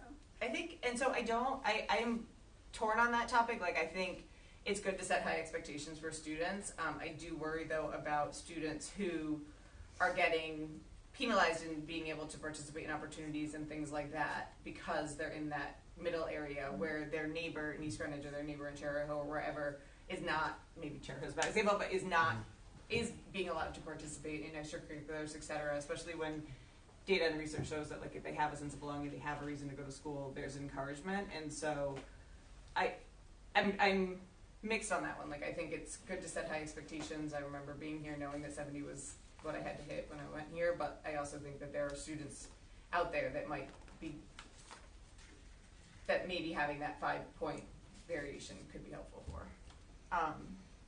Other thoughts, comments, questions? I looked at a couple of like East Greenwich and Barrington. I was surprised like they weren't that long, and they actually didn't even have like a pass or fail grade included in it. In their policies? Yeah, at all. Like I feel like ours, even our current one is more elaborate than theirs were. And it just was comparing like the top schools, saying we're one of the top schools. I'm a hard no on this. I think there's still too much of a huge delta between the faculty and the administration. I think that there has just been a bit large amount of feedback, and I think that something that is, in terms of the retake policies, not everybody is in agreement with that, depending on the class, depending on the level of coursework, especially at the AP level and the honors levels. I also think that until, and I agree with the teachers who have written in about this, until you address the attendance issues in conjunction with the grading policies and the retake policies, even something as simple as a student being out of class for 20 minutes to go use the restroom or to, which is where Smart Pass comes in, but, or somebody coming in late, somebody leaving early. It just seems like there is a struggle with the faculty trying to, having been a teacher, I know how difficult it is when someone comes into class late and you are trying to now catch that student up, or 5 students up, or 6 students up in a class of 20. And you're here with some kids and you're here with other kids. So I personally think that there are a few different issues that need to be addressed. I think that, as I've said before, we have to get this right. And I also think that perhaps the actual policy that goes in the school committee, on the school committee site, shouldn't be as detailed and pages long. I think that there could be an overview policy versus the faculty handbook that is given out at the high school level and the middle school level, and that's where you can make some changes from department to department. You can make some things more consistent. But there are any number of ideas that I could throw out there that I've heard back from teachers, and I just don't think that they've been addressed, and I certainly don't think we should just rush this through just to get it up and running by September, because I don't think that's going to help anybody, and I don't think it's going to help the students either. I would also note, though, that, and I feel like we're trying to vote on it today, but we did do 3 reads on it, and they did work on it for over a year after we made small tweaks last year. So I do feel like there was a lot of time and energy spent in trying to work through it. I think that we will not get a grading policy perfect. I think it's one of those policies that you have to continue to evolve and continue to look at and continue to work through. I think my biggest concern was the concerns from our constituents that were saying there was confusion on, inconsistencies for their students on when they could retake, when they couldn't retake, what teachers were saying to some students, what teachers were saying to other students. And I think that this attempt at improving the policy tried to help give some clarity both for our educators but also our students on that realm. And I think without having any progress in that, we're in the exact same place where we have 2 separate policies, inconsistencies within them, no improvements whatsoever after a year's worth of work. So I respectfully disagree. Yep. I think that the changes that we made in August corrected some of the most egregious inconsistencies, and that what we have currently is better than this. I think this leaves too much. This has some inconsistencies within itself, and I know, believe me, I know, we wanted to get this passed for this year. I know how much work you put into this, Rob. I really do, and I appreciate it. But if I could vote yes tonight, I would, but I can't. I just think there's too much that's unaddressed that needs to be resolved. I would agree, and I think based on the number of teachers that we're still hearing from the high school, I think it's important to get this right. So I'm going to be a no vote on this as well. I think some of the teachers, they actually, in some of the emails we received today, they know that progress has been made, and they commented on that progress, and so I don't think it goes unnoticed. But I just think there needs to be more input and just at least one more effort to go back out to the high school teachers to just try to see if there's a way that we can bridge any of that gap between them, because our teachers are what is great about this district, as well as the students, but the teachers are the district, and it's important that we listen to them, and so I've been listening to them and the feedback that I've been receiving. So just to recap on what I've heard, and I would love if the committee could provide any additional ones that if I've missed. So there was definitely concern, I'll forward this to you, Rob, about work completion categories with the homework and classwork. I heard that in a couple of emails. Grade categories should be left as they currently are at the high school with just summative and formative, and teachers getting the discretion to decide where assignments go. They don't want to be told where to put their assignments. A variety of students, letting the teachers have discretion over basically how their students are assessed, and then also concerns about that 6 to 12 part, and then requiring teachers, basically like letting the teachers have discretion over when they give retakes or when they don't, to whom, and then also letting it be down to the course and the level perspective, and then retake, it shouldn't be as detailed or long. So those were the feedback or things that I heard people saying or emailing us about. Was there anything that I missed? I think maybe I did. Because I want to be really clear with the administration on what we want them to look at, because I don't think we'll get consensus, but I do think if we're clear as a committee on what we want to see improved, like we hear from all the folks, right? We hear from the teachers, we hear from whoever. Like I want us to be really clear about what we expect if they're going to take another year to look at this. So those were the ones that I heard or saw, but I would prefer to go through my notes and give you a list instead of trying to remember everything right now. You can give it right to Rob. Okay. So we're in a motion to discuss. You have two options. We can either call the vote or we can table. Up to you all. Or we can continue to have discussion if people want to have discussion. But I was wanting to make sure if we table it, does it? It's If we say no, does it go back to the policy subcommittee? No. No. Well, So eventually. I guess but what's the not difference now. between tabling it and saying no? There's not a ton of difference, so it's completely up to the committee on how they want to proceed. Because right now we're in discussion, a motion to discuss. I will make a motion to deny. Oppose. What's the word that she would use? No, to vote. No, you don't want to vote in favor of the policy. Basically, make a motion to not amend the policy as proposed and send it back to the administration for further revision. Okay, yes, I'll make that motion. Second. Okay, all those in favor, please say aye. Aye. Okay, and I'll be opposed. Okay, moving on to item D. Okay, I'm gonna make a motion to table this one. Second. Okay, all those in favor, please say aye. Aye. Okay, moving on to item E.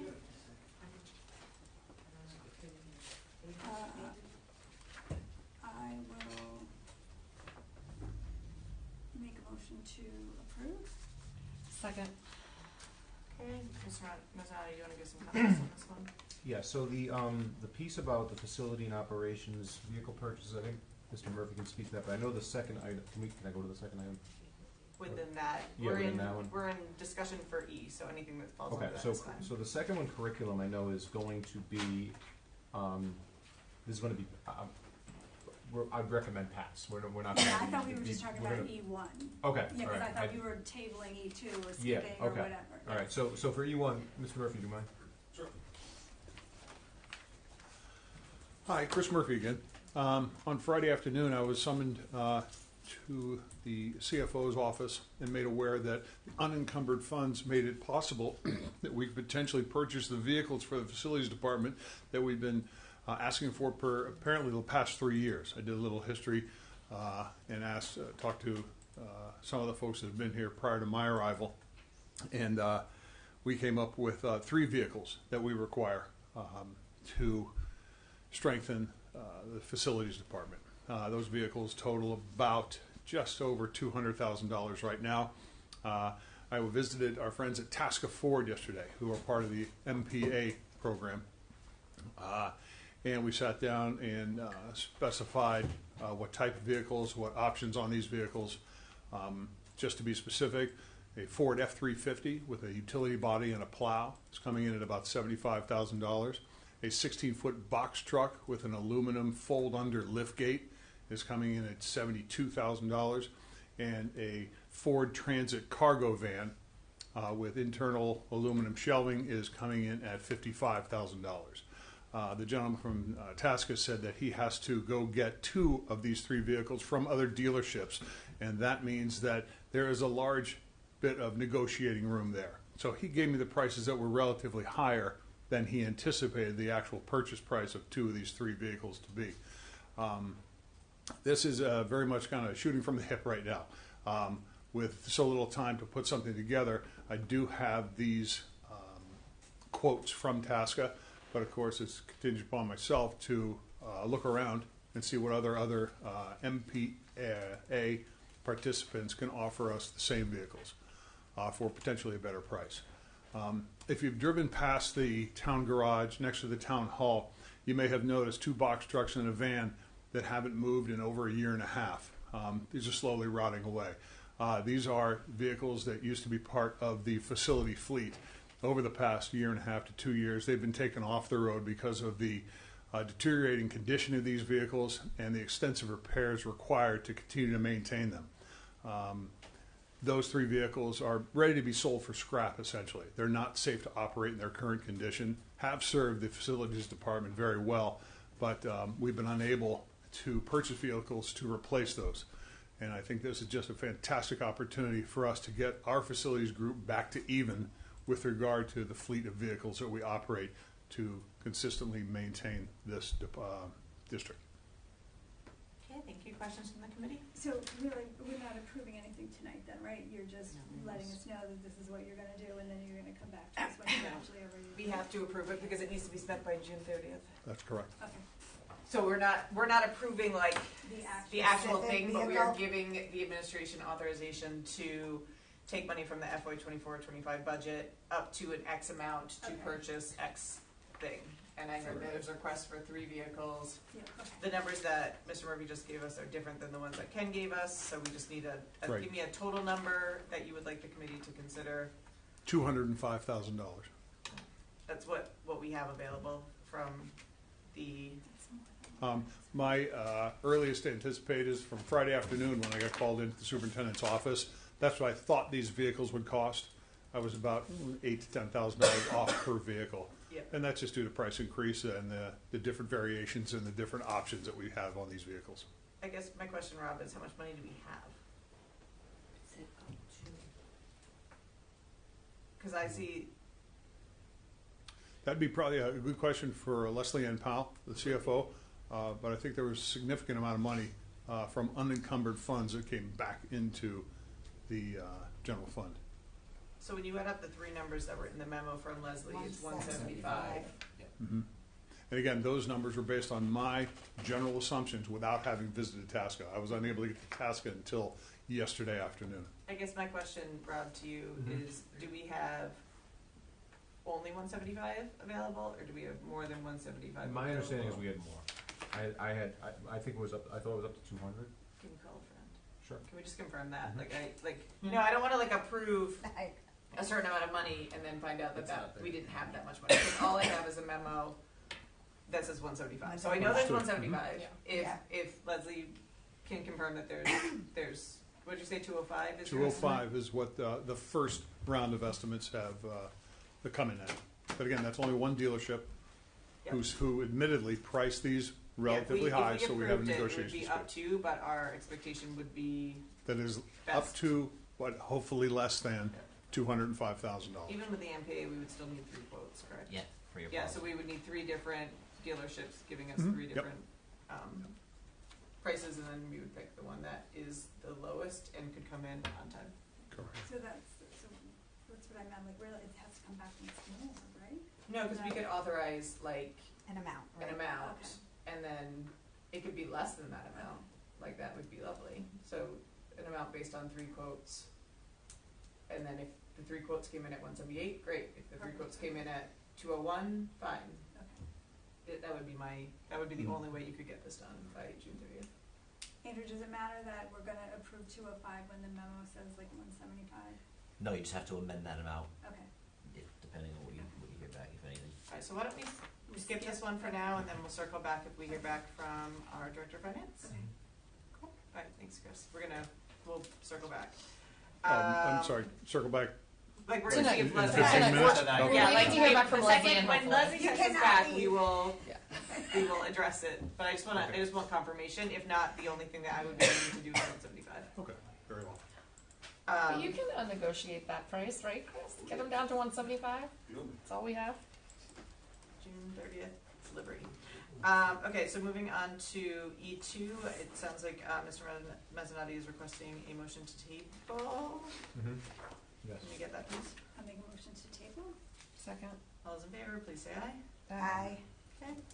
And then moving on to new business, item A. Can I make a motion to move up the contracts, J, K, and L? Should we have a second? I'll second that. Do you have that, Okay, Jenny? all Do those- you want us to wait? Give me 30 seconds. Okay. J, K, and L, Megan, Jen. Megan.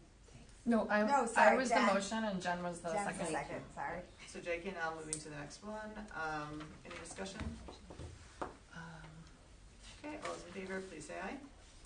Aye. Okay, so we'll go to new business J first. Can I get a motion? Make a motion to approve. Second.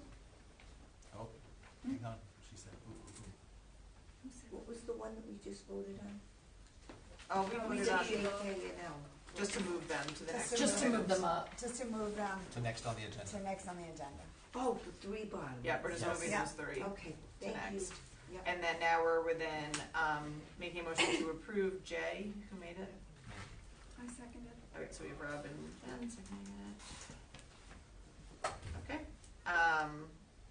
discussion on this? Just clarification, Andrew, do we have to do, is it just one vote to ratify, like, it's just that one? Yeah, Vote that vote we to need for this, approve correct? the NK ESP contract as proposed. Yep. And the final TA. Okay, perfect. Any further discussion? No. Okay, hearing none, we'll call the question. All those in favor, please say aye. Aye. Okay, motion carries. Moving on to the next one, approval of NKBCA. I will make a motion to extend the current contract as discussed during executive session in order to give us time to review the documents. Okay. Second. Any further discussion? Okay, hearing none, we'll call the question. All those in favor, please say aye. Aye. Okay, and then item L, can I get a motion? I will make a motion to approve with the amendment that we discussed in executive. Second. You can have it, Rob. No, it doesn't matter. Okay. Any discussion on that? Okay, hearing none, I'll call the question. All those in favor, please say aye. Aye. Okay, and then going back up to Hey, A, can I get a motion, please? I will make a motion to discuss. second. Okay. I guess my one question, Michelle, was when do you know whether or not, I see the deadline for the grant is the end of this month. Do you know when we would know whether we got the money or not? Can you just introduce yourself, Michelle, before you start? Michelle Hume, Transportation Supervisor. So the submission date is June 26th. It could be a year from now. It could be, Elle is from the town who's helping in writing this grant. She would know. You just said that it could be a year, year and a half? Yeah. Elmore, we don't know when the award date is, but the funding would be released within 12 months.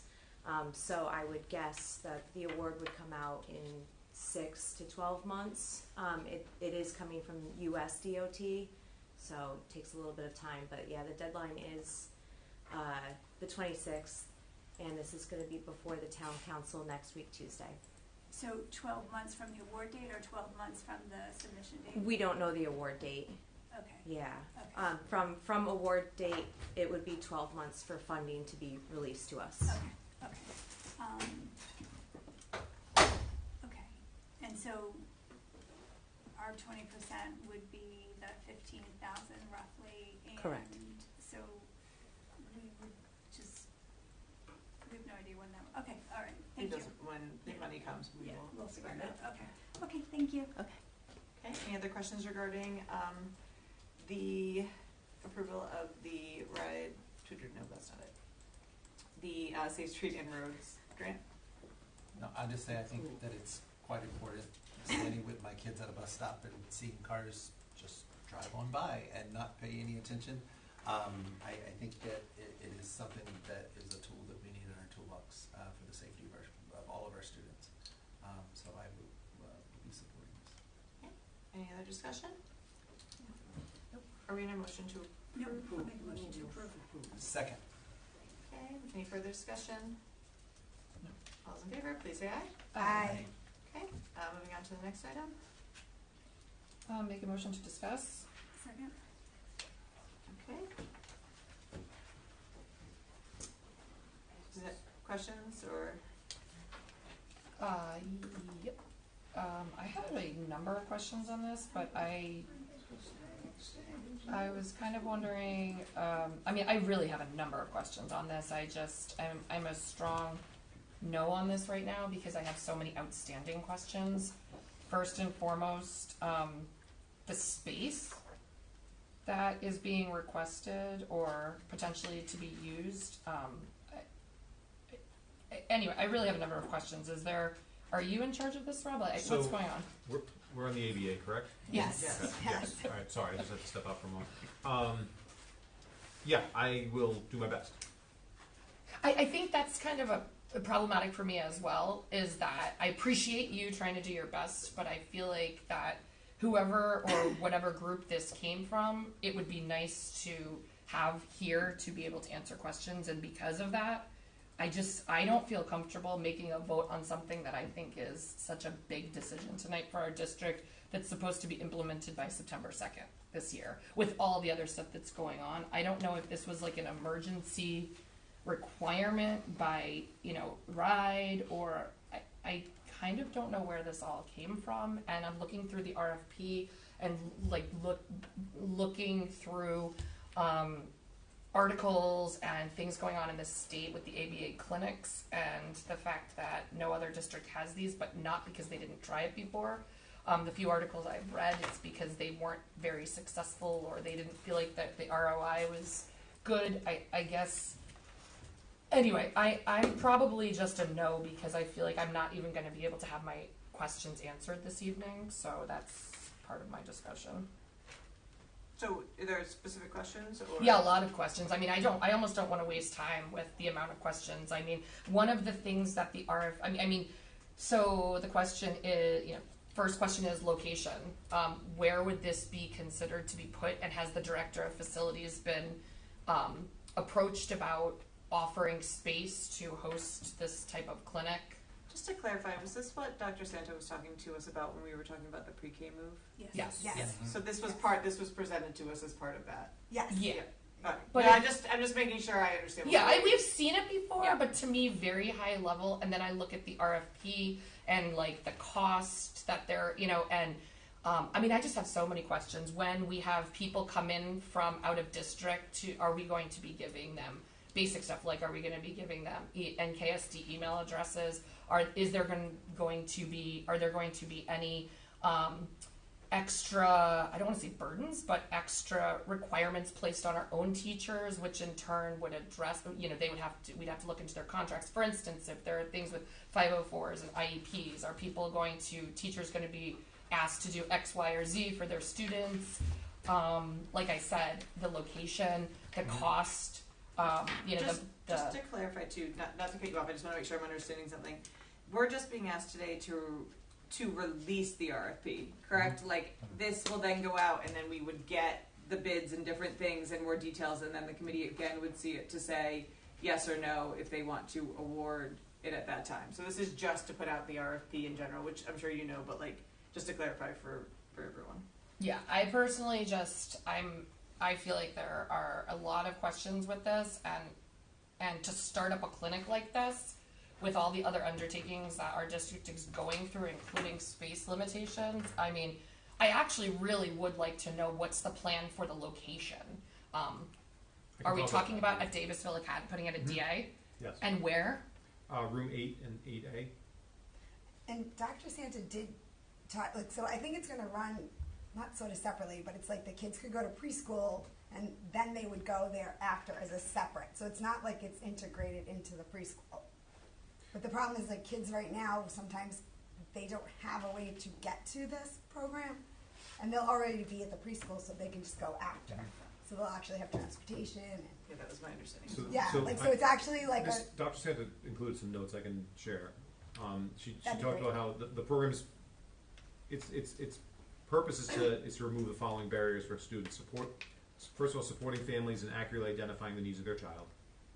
Supporting families having difficulty completing Medicaid paperwork and persevering to obtain funds.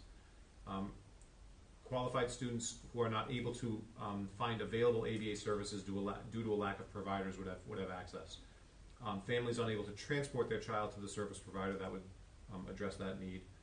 And then identified students via the IEP team would spend basically a half day in the ABA clinic and a half day in the pre-K programming.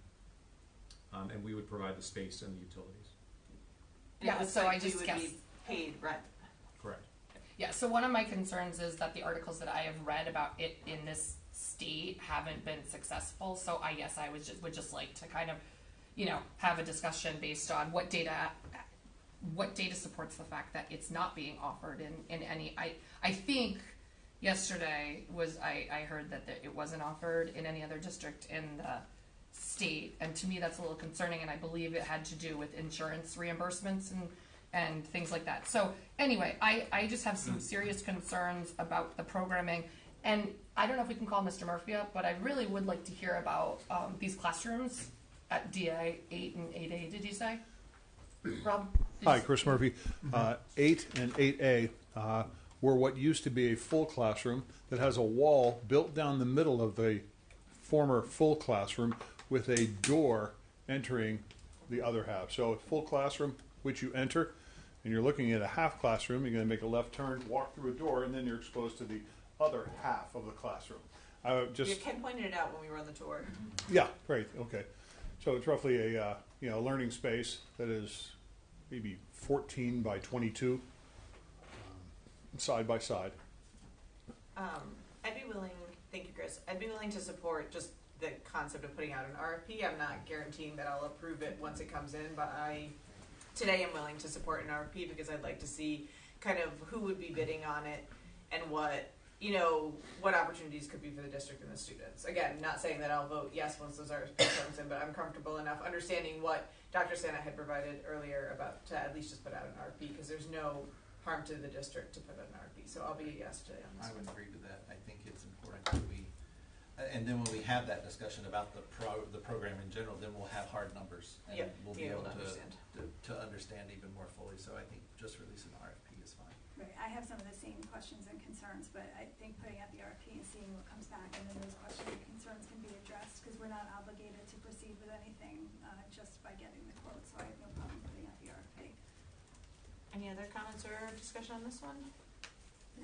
Thanks, Chris. Okay, we're in a motion to discuss. Does anyone want to make another motion? I'll make a motion to approve. Second. Okay, any discussion? Okay, all those in favor, please say aye. Aye. Okay, against? No. Okay, so 4-1. Thank you. Moving on to the next one. Can I get a motion?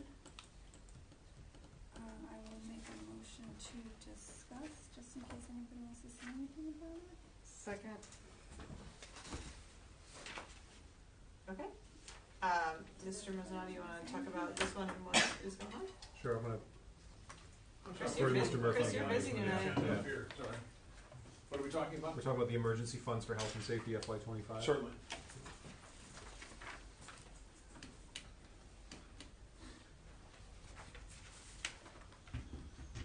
When the Stage 2 bond was pushed off for another 3 to 6 months, we lost the opportunity to achieve the funding for plans that we had for smaller projects for this summer. Those projects were new Carpet and flooring. thank you, carpet and flooring, Okay, the high school and bottle filling stations, and RTs. thank you. Stony Lane. Okay. The most critical of those being the RTUs. At Stony Lane, if we don't replace these 5 RTUs, actually repair them, we will not have heat in the first grade art, music, and gymnasium wing come summertime. So we applied to this emergency funding request for repair of those units. I had initially asked for a replacement of the units, which would come in at about $45,000 to $50,000 per unit. But in conversations with our new architect, said, if you're planning on renovating those open spaces, building walls eventually, you're going to have to do an entire mechanical redesign. So it would be wasteful to put a new RTU on top of that when in 3 to 5 years you may be removing that to redesign the mechanics. So he said, even though it's not very smart to put a repairable piece into a 28-year-old unit, for this particular incident, it does make sense. So our replacement cost is now reduced to a repair cost that'll cost about $4,500 to $6,000 per unit, which is far less than the $290,000 that we are anticipating and spending. That's one. The second one is the bottle filling stations. I have repeatedly heard from school nurses about this lack of sanitary bubbler situations, especially in the elementary school area. And I think we had mentioned earlier about the democracy projects. It's a recurring theme about bottle filling stations in the democracy projects. We have an estimate out there for roughly, we have 46 traditional water fountains, or bubblers as they're called if you're from New England, that would require the rip and replace. They average about between $3,800 and $4,000 to purchase the unit and for the replacement, the actual labor associated with it. That all in, I think my math is correct, about $176,000. We've asked for that as well as emergency funding. And lastly, the new carpet. This was not included in the CIP because it didn't become evident to us until, when I got here. One of the first things that the folks in the administration wing and the guidance wing and the fine arts folks said, we need new carpet here, we need new carpet there, we need it in the auditorium. So I went and looked, and they're absolutely correct. Not only is it threadbare in a lot of the heavy traffic parts, but there are gatherings and furrows that cause tripping hazards. Also, there is the contention that has been scientifically proved, but because the scrim, that is the base of the carpet in which the fibers are sewn to, has become so compromised that those carpet fibers become easily airborne and could potentially cause respiratory problems for folks. So that also defines itself as a health and wellness issue. So we put that on the emergency funding request as well. Also, when we get these funds from the state, and our RIDE meeting of a week and a half ago, they said, yeah, just go put it in. Just put it in. You'll get the money. They were very, very reassuring in that regard. We do stand to recoup 35% of our expenditures for any of these emergency funding requests that we receive from RIDE. And just to clarify the money, so I know that these 3 will fall under the 35%. Is this money that they are, for lack of a better word, like loaning us, or is it money that they're giving the town? Like, can you explain exactly what we're asking for, basically? It's kind of complicated, so I want to make sure people understand. No, you're right. The money is part of the bond. So these are projects that were identified within the CIP. We're getting we get to use this money before. Right, they're kind of fronting us the money. That's the money the town council released to us last week. So as part of the $10 million. So the 1 million. So it's bond money. Yeah, I understand that. I just wanted to make sure everybody understood that it's not just RIDE giving us money; that it's coming out of the bond. They're just giving us the approval to spend the money from the bond, even though the stage 2 is not. That's correct. Even though stage 2 is not yet approved, right? Okay. Right. So there's nothing extra. Just one question I had, Chris, is I understand the carpet and floor replacement at the high school in Hamilton. Was there a reason that we didn't pick something else off the CIP that did exist, because there's so many choices? These were projects that were immediate. The heat, of course, is a biggie. Well, yeah, not those 2. I'm particularly asking about the carpet and the flooring replacements. The other 2 were on the CIP. This one was not. I would have to say that the number of issues that we're discussing, the number of times people came up to me and talked about the carpet, the condition, their safety concerns, their health concerns, put that at the top of the list. There's a number of other things on the CIP. Let's, for instance, bathroom partitions. Nobody's particularly concerned about those, even though they do warrant replacement. Plumbing fixtures, they work, they don't leak. Are they modern and hip and cool and new? Absolutely not, and they can stand for replacement. But these items that I picked, aside from the heat and the bottle filling stations, the carpet was a major focus. But I guess what I'm asking is, this 118 is going to take away from something else that we've already approved. Like, this project is not approved by the school committee on the CIP. I so do this believe 118 needs to be. I'd have to confirm with Leslie Ann Powell as to the funding source, because it was part of our budget, money that I had asked for the coming school year to spend this money there. So I'd have to double check to see if that indeed was approved, or frankly if it was cut. I don't know. I don't recall. Or CIP, right? Yeah. I'm not, I mean, I've seen the carpets, they're disgusting. I'm not saying that it's not a worthy project and that it's not a health or safety concern. I think I was just concerned that if we pay for this, that's 118, 199.50 that's going to come out of the bond that I don't think we had built into the bond. That's all I'm saying. And I just want to make sure we're all aware of that if we decide to go forward with that one. I think something that stands our advantage is the recent price reduction in the cost of the middle school as well. We reduced the price of that middle school by $8 million. That $8 million stands to be given to the CIP. So in as much as the CIP, I'm sorry? We already had allocated that Okay. savings. So this is just an extra, I think, 118. And I'm not Okay. against it, I'll support it, but I just want to make sure that we're all clear on what we're approving. I think that money's already been allocated to other projects. Oh. Right? Did we go through and do that whole thing where we approved all the things? We did. Good. You mean on the CIP? Yeah, the additional projects that Ryan asked us to add in. All right, any other questions or comments on this one? And do all of these things have to be done this fiscal year? They have to be applied to for RIDE. If we get the application in prior to June 30th, we've met their We don't have to deadline. have the work done, we just have to have the application in. Yeah, we know the work done. The heaters are going to have to be in by mid-October at the very latest. The carpet is a pretty significant undertaking, and we probably work that on a stage-by-stage basis through the winter break, Christmas break, spring break. Okay, thank you. And just to be clear, because the agenda says and FY26, there's actually no FY26 request now. We're going to come back in July and look at the FY26 Correct. additional emergency funding request. Correct. And the one that we're teeing up there is the security enhancements that most definitely are on the CIP right now. Okay. And we've seen that as an important part of our campus life. Any additional questions on this one? Do we have a motion, are we in a motion to discuss or a motion to approve? Motion to discuss. Does anyone want to make a motion to approve, just to Mr. Case's point, the FY25 request?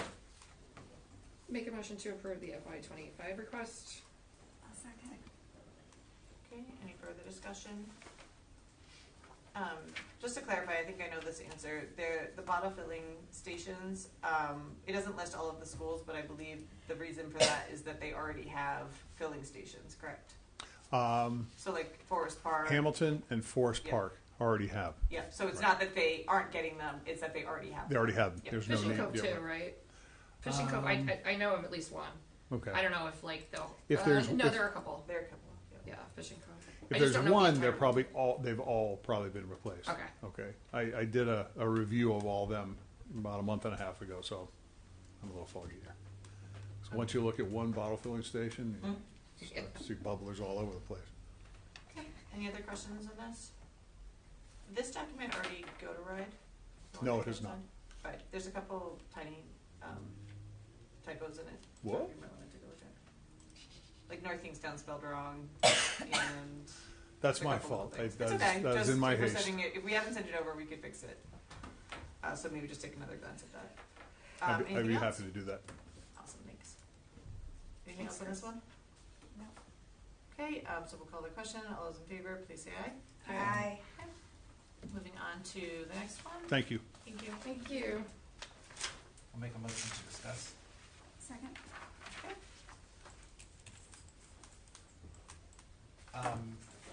I just wanted to have a few comments. First, I want to thank everyone in the community who applied to serve on this committee. It was, I think, an impressive group overall of the candidates that we received. But I plan to vote no on this recommendation from Dr. Duba tonight, and I'd like to briefly explain why. When the chairs of the Building Advisory Committee met to vote on the candidates to recommend to Dr. Duba, I was concerned that one of the applicants, a current member of the committee asked to be reappointed, who has the most direct and relevant experience of anyone who applied, was not given full and fair consideration. Her application was dismissed outright without discussion, alluding to a claim that she and other existing members were somehow responsible for some impossible to foresee challenges in our current building project. That claim is not accurate. None of the volunteer subcommittee members, past or present, bear individual responsibility for any issues we've encountered. The advisory committee works as a team and makes decisions together based on info and data provided to us. This is a significant project for our community, and I believe we have an obligation to base our decisions on research, facts, and qualifications, not on misdirected blame or bias. Secondarily to this, I also want to note that this applicant was the only woman with the required qualifications who applied, and it does concern me that she was not considered while less experienced male candidates were advanced. I personally believe that representation matters, but more than that, I think it's wrong to summarily dismiss our most experienced applicant, and for those reasons, I cannot support this proposal as it stands tonight. Okay. Other comments or discussion? Yes, I completely disagree. I was in that meeting. We followed procedure exactly as was written. In fact, we went above and beyond. The meeting took place. We all discussed candidates. When I was looking over the candidates, I actually put my hand over their names and I went over their qualifications. And I believe I am allowed to read the applicant's qualifications. Of the two Of being the two who we have who we are putting forth as a recommendation. It's public. We're not, yeah, we're not in executive, so. But are the names public? No. Yeah. Oh, yes. Because typically you'd release that after the vote, but Well, the names are public, and I would like to read them. The names have been public. you can give the no personal information at all, just the qualifications with respect to the position. Can I? This is what they submitted. Yeah, Which I think we did last time for the last. I just want to make sure there's no like confidential or private. I don't know what that is. I haven't seen it. So I Sure. just wanna make I'll sure. just read their qualifications. Didn't on the last one we added information that was public? Yeah, I to don't the know what's in. I packet? don't know what's in that. Okay. That's all. Yeah, we just didn't add anyone on these two people. I have a degree in civil engineering from Northeastern University. I am a registered professional engineer and project management professional, and I've spent my career managing large-scale capital projects in various sectors. I am currently a project executive with a company I won't name, focused on a consulting firm focused on federal projects. I manage a team in New England and New York, as well as several DC accounts. Prior to that, I served in the U.S. Navy as a Civil Engineer Corps officer and worked for various DC commercial developers and managed capital projects in higher education settings. I have managed projects from feasibility planning phase through design, permitting, construction, and occupancy closeout. I am highly proficient with the overall design and construction process, various project delivery and contracting methods, and architect-engineer selection. I have a thorough understanding of building systems, drawings, and specifications, and can communicate complex technical issues to non-technical audiences. I was a lead project manager for the following. I won't bore you all with this because I can be posting this after the fact once we can make it public, but projects such as working for NOAA out in Pearl Harbor, the U.S. Citizenship and Immigration Services headquarters in Maryland, the George Washington University, all of them $120 to $150 million projects. That's the first candidate. The second candidate. I served in the Navy for 20 years, Civil Engineer Corps in the Navy. I oversaw facilities maintenance and managed new construction and building renovations to include renovations to historic buildings. at my various base assignments, which included Washington Navy Yard, Naval News Station Newport, Naval Support Activity Naples, Italy, Naval Support Activity Mechanicsburg, Pennsylvania, and Naval Support Activity Philly. Upon retirement from the Navy, blah, blah, blah, I won't read that personal stuff, I manage a physical plant with 48 facilities on a 100-acre campus, etc., etc. Our schools need updating and modernization, both from an infrastructure, HVAC, electrical, plumbing, etc., and a learning space perspective. That's the first thing I have to state. The second thing I have to state is that per policy BCF, when we did this Zoom call, we all discussed our candidates. We submitted our top 4 choices. The second choice was actually a unanimous decision. It was only the first choice that was not unanimous. The first choice was a 3-1 at the time vote. Then, at the end of the conversation, there was a question asked by the chair who said, do you have any other things to discuss? Does anyone have any other comments? At which time, no one had any other comments. So if we move to policy BCF, we can see that if anybody had any other comments at the time, they were supposed to bring it to the advisory committee. They were not supposed to go anywhere else with their issues. If they had an issue on a decision, they could bring it back to the advisory committee. They can also bring it to the next meeting and state that these people that were recommended either, well, anyway, you're going to vote this evening, and that's that person, and that's everyone's right to do so. I was very upset when one of the quote-unquote qualifications was to be a female. Because as a female, I hope that no one chooses me based on my gender. The North Kingstown School Department does not discriminate on the basis of race, ethnicity, language, disability, religion, age over 40, or gender, etc., etc. I, for one, if I give my qualifications, don't want anyone to vote for me simply because I am a female. I want nothing to do with that. And in fact, I would turn down a position if I were chosen simply because I was a female. The other thing that policy BCF states is priority will be given to professional experience, which I believe the 2 candidates who I voted for in that meeting had the absolute topmost experience out of anyone, although we had a deep pool of applicants. I was very impressed by the applicants. But the second priority will be given to new applications. Those are new applications, and I didn't discriminate based on new or old, although people's qualifications did come into play when I thought about my decision that I thought about very hard.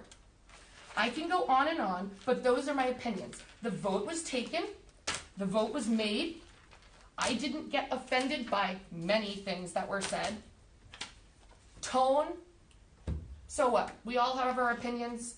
We all shared our opinions, and we voted the way we voted. We even gave an extra 2 names just in case the top 2 didn't accept our recommendation, didn't accept our vote. I thought that was very smart of Mr. Murphy to put forth 2 additional candidates. I wouldn't have thought about that. That was forward thinking. Immediately after the vote, per policy, an email was sent to the superintendent with our recommendations, and that's how the process went.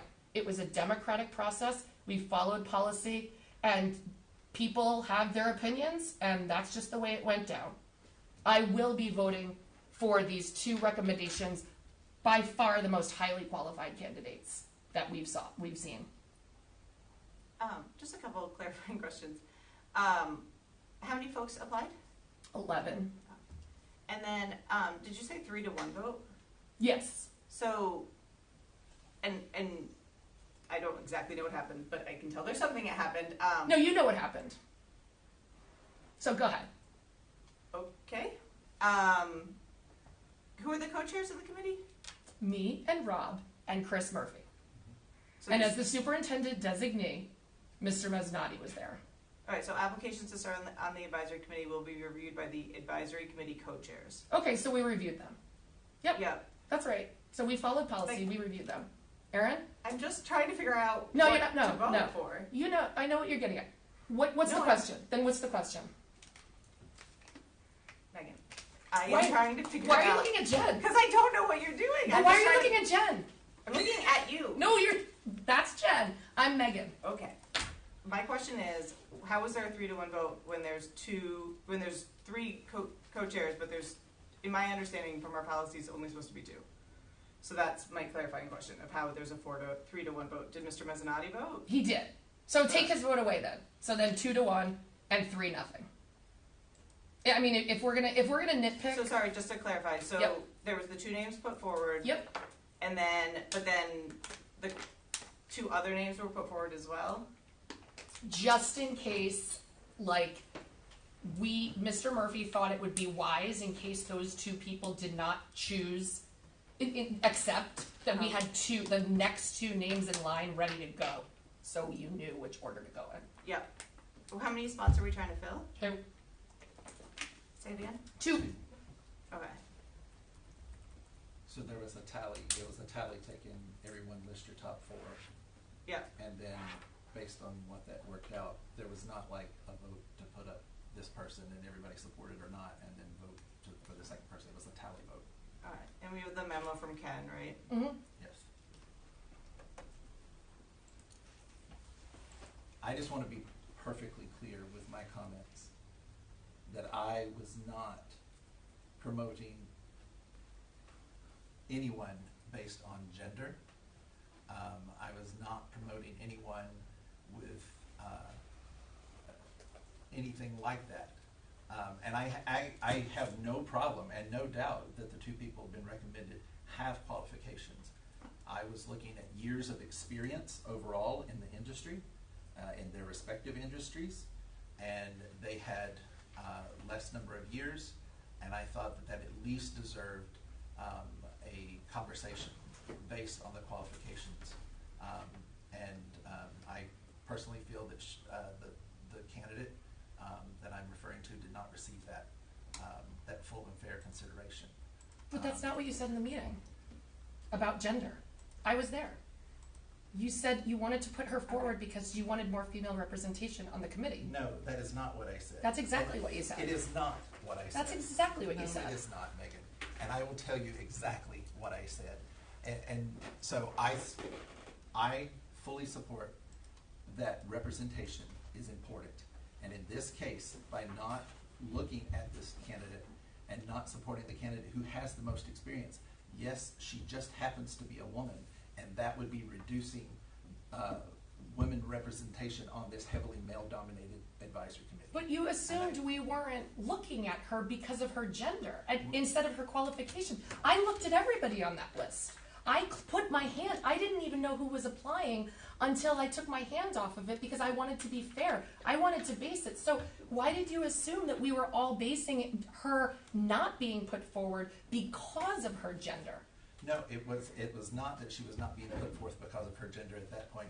It was that she wasn't put forward because of the way you started the meeting when you immediately said, all the old people are out for me. I never said that. You did. I said all the old people are out for me. No, I didn't. Yes. No, I didn't. And by the way, that's one of my qualifications. Because I don't think that thus far the current committee had done a good job. So absolutely am I looking at that. But I also, did you happen to mention that there were 3 other gentlemen? Why aren't you fighting for those 3 gentlemen who sat on the committee, who reapplied, or 2 of the 3 who reapplied? Because they're male? No, not because they're male. It has nothing to do with their So gender. then why aren't you pushing so hard for them? It's one person you're pushing for. It's really weird. I don't understand the justification. No, and It's because you want more female representation? No, What it does is that not. matter? Megan, You it is said not. that. Okay. It is not. You said you wanted more female representation. I did not say I Other wanted question. more. I said I Why don't thought it we- was important. Well, we have 4 people on the school committee who are females. Should we get rid of one of us so we have more representation? No, and I never said that either. God. Other questions or comments from the committee? No, I just think, I support Meg, that I think we should have who, was how the committee decided. I'm just confused about.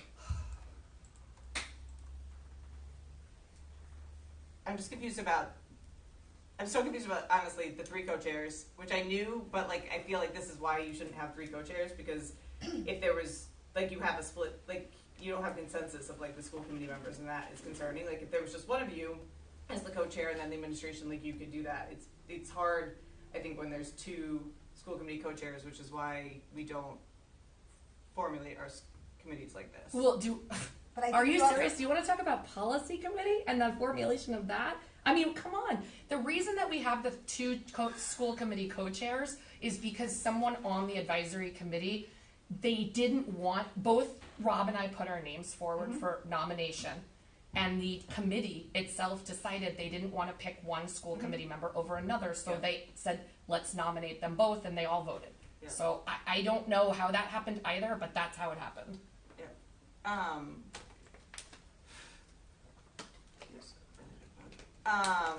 Other comments from the committee? So I am literally in the middle here, but I have served with Rob for 3 years, and I have never seen you take a stand like this. So I'm not sure what happened, but I'm going to vote no as well, because for you to make a stand like this, I believe that something happened to. I don't think anything happened. I think they voted, and you just don't like how it came out. And we don't always like the vote, but that's what happened. I defer to Rob's judgment on this. Of course you do. That's not actually, well, Whatever. I I read the qualifications. They were the most qualified by far. So Not number of years of experience. Like what? Number of years. Hey, of so now we're experience. age discrimination? No, it is not age discrimination. That is the most ridiculous comment. Well, why did you ever could vote? have Like, there was a 3-1 vote, so that's democracy. It doesn't always work how you want, but that's how it is. And everybody is entitled to their opinion. Oh, I Everybody don't- can I vote how think they it's- want to vote. That's it. They can. Anything to add, sir, as our interim superintendent? No.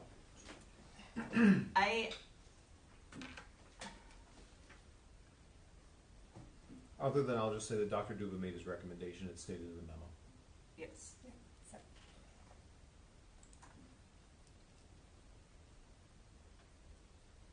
I wish she was here so that I could ask about the qualifications for the other ones without seeing like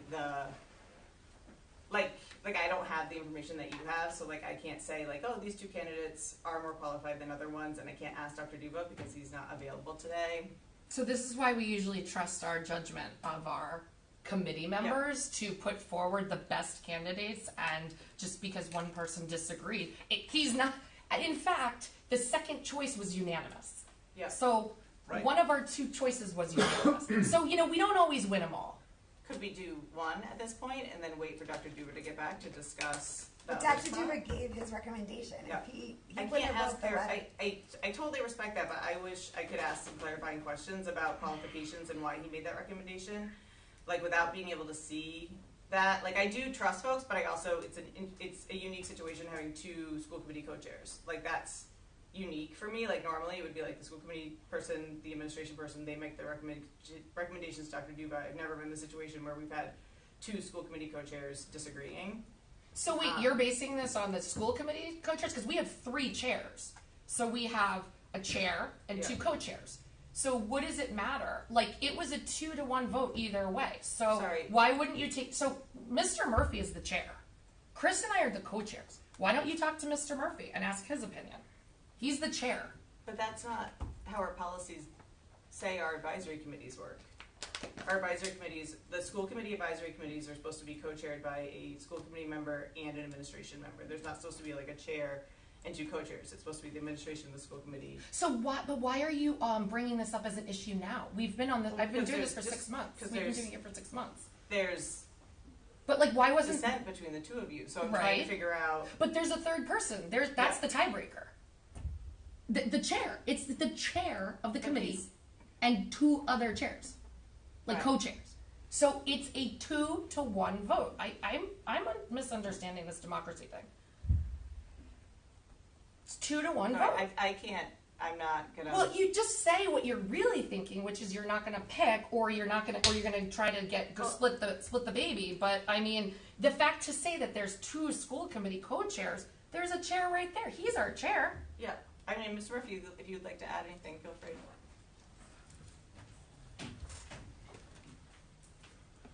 The process we went through during our four-person meeting was sound. I believe the best candidates were put forward and presented to Dr. Duva, who approved our recommendations and forwarded them to this meeting. I believe this board in front of me is contingent upon you to say yay or nay, plain and simple. Were there other members that had qualifications that could have deemed their recommendation, like to what Rob was saying about people who have had like equal to or more than qualifications? Can you speak to that and why they weren't Equal selected? to? No, and not in my opinion. Yeah. The two gentlemen that we chose far outpaced any other qualifications that were written on this application. Thank you.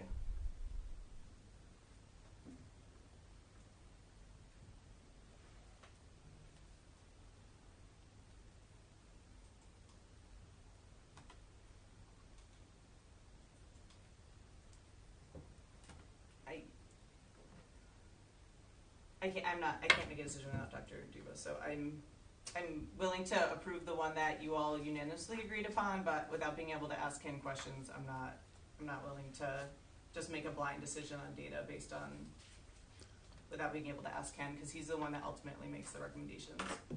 What would be your question to him if he were sitting right here? I would want to ask him what he thought about their qualifications and what he thought about the concern over what Rob is saying, and then also about like where these folks fall in congruence with what the RIDE recommendations are as far as like architects, engineering, construction. Like I'd want to have more clarification over why he made that choice. Well, do you think he would have made a choice without feeling as if all of those questions were answered appropriately? I don't know. So you think our superintendent would just haphazardly make a decision without checking off all those boxes that you just mentioned? I don't know. I can ask it. Okay. I'm not going to make an assumption on how he did it. I just I'm not like I vote how I want to vote, and I have proven over time. I'm not asking about your history of voting. I just wanted to know if you trust the decision of the superintendent that he put forward, or if you don't, and you're explaining to us your opinion. I like to be able to ask questions on the decisions that are being made, and I can't do that right now. So I am willing to approve the one that everyone has unanimous on, but I would like more information from Dr. Duva when he's available, if Rob is not able to provide it. So what are we in right now? A motion to discuss. So we can either make a motion to table, we can make a motion to approve, we can make a motion to not approve, we can make a motion to approve one. There's multiple choices. Oh, this one. So we can make a motion to approve Steve Ferreira. Is that the one that there was consensus on? Yes. I don't know, ask him. I said, is that the one that there was consensus on, Rob? Yes, it was. Rob. Yes, that's the one.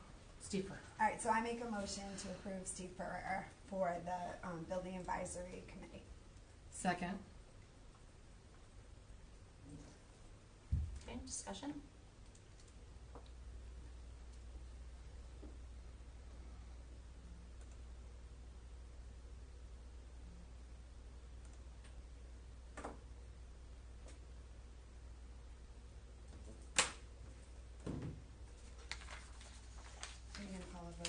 I had asked Rob a question to clarify that was the one that there was consensus on. I heard from two of the three co-chairs, so.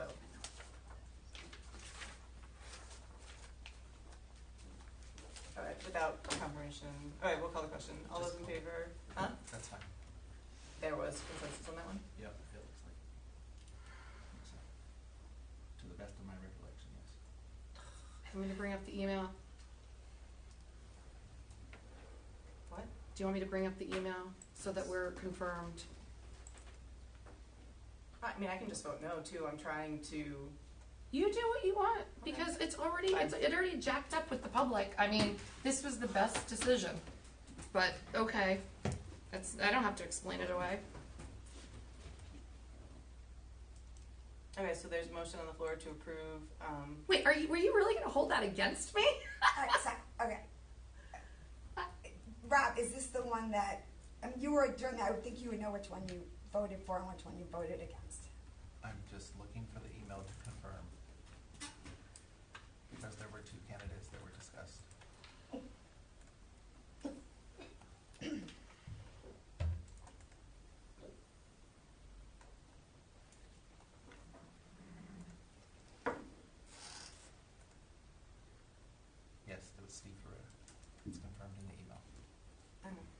motion to approve Steve Ferreira to be a member of the Building Advisory Committee. There's a motion and second. Further discussion? Okay, hearing none, we'll call the question. All those in favor, please say aye. Aye. Okay, was that everyone? Just to clear. Okay. Any other motions on this item? Okay, hearing none, we'll move on to the next. Where are we? E? Can I get a motion for E, please? Make a motion to discuss. Second. So this is the safe storage resolution. I do not believe there's any action needed on this agenda item, but there is, I believe, a stipulation in it that it needs to be distributed biannually at the beginning of the school year and at the end of the school year. And so put it on the agenda just as a reminder of the district's commitment to the safe storage, and then also to be able to confirm with the administration that this will be getting sent out to families at the end of the school year. It was already sent out. Great. Yep. It already went out. Perfect. Any questions, clarification, discussion on that? Okay, hearing now, move on to the next one. The RILO letter. Make a motion to discuss. Okay, do we have a second? Second. Okay, so this is a draft of a letter as an RIIL member, concerned about discussions regarding their policy or procedure in their inclusivity of all students. And so this is a draft letter. It can be edited or adopted as is or not by the committee. I don't support this, so I think we should put just individual names who support it, not the entire school committee. How's that work, Andrew? So I think it is if a majority of the school committee supports it, then it's a letter from the school committee. If someone has a particular, objection to that, you can put in the letter or make a note that in the minutes that they, voted against it. But it would be if it's a majority, it's an action of the school committee. Oh.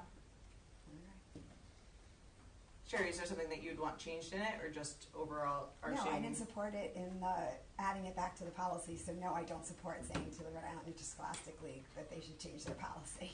Okay, I was So checking. that's Okay. fine. Any other discussion? Yeah, I don't see what writing a letter is going to do. The policies, the RIIL leaves the policy up to each individual district. I think if people have problems, they should reach out to the districts themselves and ask why they're not getting on board with whatever they want them to get on board with. But I personally find this to be more performative than anything, and I will not be supporting it along with Sherry. Okay, any further discussion? I think it's good that we send something like this, because I think, the letter says here, to specifically name when they are pulling back protection from students that are marginalized and excluded, especially right now. I think it's important that districts take a stand where they can, and I think this is an area where we can do that. Any other discussion? Okay, hearing none, I'll call the question. Are we in a motion to discuss or approve? No, I'll make a motion to approve. Second. Okay, any discussion? So Andrew, would we specifically, if we wanted to, would we specifically note the vote in the letter? That's or up. would That's we... up to the committee. That's the will of the committee. You could note that in the vote, or you could just note it in the minutes. That's really up to. Mm-hmm. It'll be noted in the minutes for sure. If we do a roll call vote, would it be noted in the minutes? Yeah, roll call might be more appropriate. Yeah. Okay. Joni, do you know how to call a roll call vote? I can try. Okay, so we will start with Erin Earl, Yes. Rob Case, Yes. Jen Lima, Yes. Megan Riley, No. Sherry Kennedy. No. Okay, I'll put that in the minutes. Okay, thank you. Okay. Can I just ask a quick question? Sure. Back to the safe storage, we were on a motion to discuss, did we have a vote? No. We didn't need one. So just, it's just, okay. Yep. I didn't think I missed some. Yep, Thank no you. worries. It just exists, so we were Yeah. it was more for visibility and then just a reminder about the notification. Yep, thanks. Thank you. Next one is possible summer school committee meeting schedule.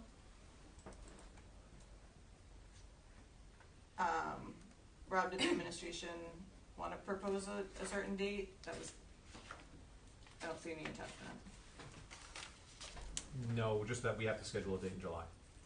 We don't. I can look ahead, I guess. Well, so thinking about some of the different tasks that need to happen, one of them was the, whatchamacallit? The fiscal year 20. No, that RFP had like a timeline, that's what I was thinking about. You're talking about for the, ABA, that one? Yeah, what was the timeline? I thought it was for The what? redistricting was one. I know the DBVW contract. Yeah. But that DVBW one, we have control over finishing that, so that Some should control. be some control over finishing that. The There's a RFP is not, that has a date, right? So let's see what that is. The It was, The ABA? I it'll think that was close like on 3. July it closes on 11th. July 30th, or 27th, I think. July June 11th. 27th. But Oh no, the RFP closes, but the vendor selection and notification is July 11th. So proposals are due July 7th. So with that timeline, Andrew, does that mean that the school committee has to meet between those days? No, if the recommendation is, Proposals due, vendor selection and notification July 11th. Tentative. So it just has to be after July 7th, I guess, would be. yeah, I mean, I would even read that, I'm trying to pull it up, because to me, that might be, the administration would come to you with a recommendation that they would make on July 11th, but I don't, off the top of my head, I'm just gonna look at the RFP, that doesn't sound like you guys would have to make a decision. It by does say July 11th. timeline tentative, so. Yeah, I, to me, that's, we open the bids, and then by July 11th, the administration formulates, we're going with company A over company B and C, Yeah. and then brings it to you at a later date. Yeah, so it just has to be after Yeah, that date. after the 11th, that's what I would say. Any thoughts on dates? On the way the week of the 14th, if anybody cares. There's also the possibility, I know that we discussed in last week's meeting with the OPM, and that we may have other things that we need to talk about. We haven't come up with that schedule yet, but it's just to keep it on the radar. There may be other things this summer that we need to, Yep. it may rise to the level of the school committee at some point. Yep. Yeah, wasn't that why we're thinking we should pick a date that we can approve today versus the whole special meeting thing? Mhm. That seems to get more stressful. So if we did, are the committee members in the state of Rhode Island and possibly available the week of the 21st?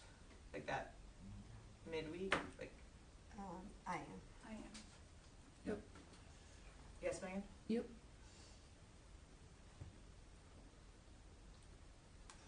I'd be available Monday or Tuesday only. Monday or Tuesday only, that week, for me.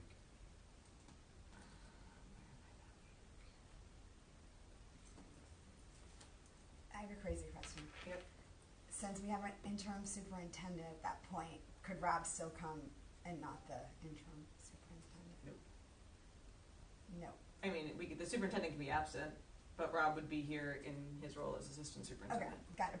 But the superintendent can be absent. Yeah, Rob that can, should have been my Rob question. can That's what I'm represent the hearing. administration at a meeting, yeah. Got So it. we wouldn't have to bring in the interim That was if my Rob was question. available. But you answered. Okay. One of them has to be here though. Correct, Andrew? Correct. Okay. Tuesday the 22nd? Yep. Okay. So can I get a motion for that? So, because we need to officially add it to the calendar. I would make a motion that we add a special meeting or whatever. Andrew, I'm meeting assuming on Tuesday. 7/22. I'll have to make it, I've got something, I can move it. You sure? Well, if everyone else is in, I'll figure it out. On 7/22. At what time? Or do we need an executive or do we just need a meeting? I would assume that we need. I would not assume that we wouldn't need one. I would just say regular. Yeah. Time. We can always adjust it Yeah. when we post. That's not. Yeah. It's more just the committee's the willingness date. to set the Yeah, date. so Yeah. July 22nd. Okay, so we have a motion from Jen. Do we have a second? Second.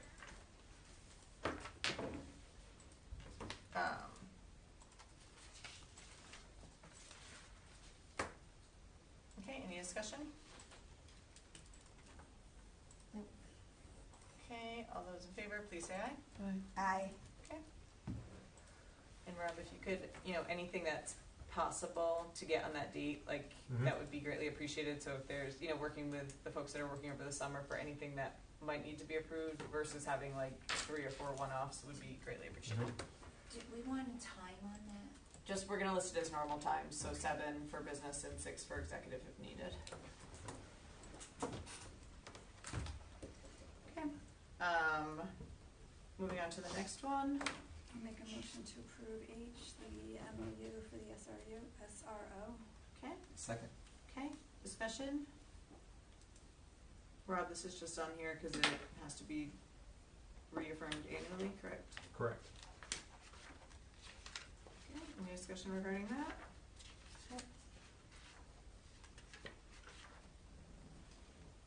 Okay. Hearing none, we'll call the question. All those in favor, please say aye. Aye. Okay. Okay. Next one, summer school update. Make a motion to discuss. Second. Rob, thank you for providing this. Is it possible, not today or even this week, but to get it like we have in past years with the breakout by like grade and school, like invited versus attended? For the MTSS summer school? And for the middle school too, usually that's the yes. High school? Or no? I don't remember if you gave high school, definitely like elementary and middle for sure, I know. So in the there's a summer school policy, and there's a component of it that has to do with the school committee. So let's just check and see what it is.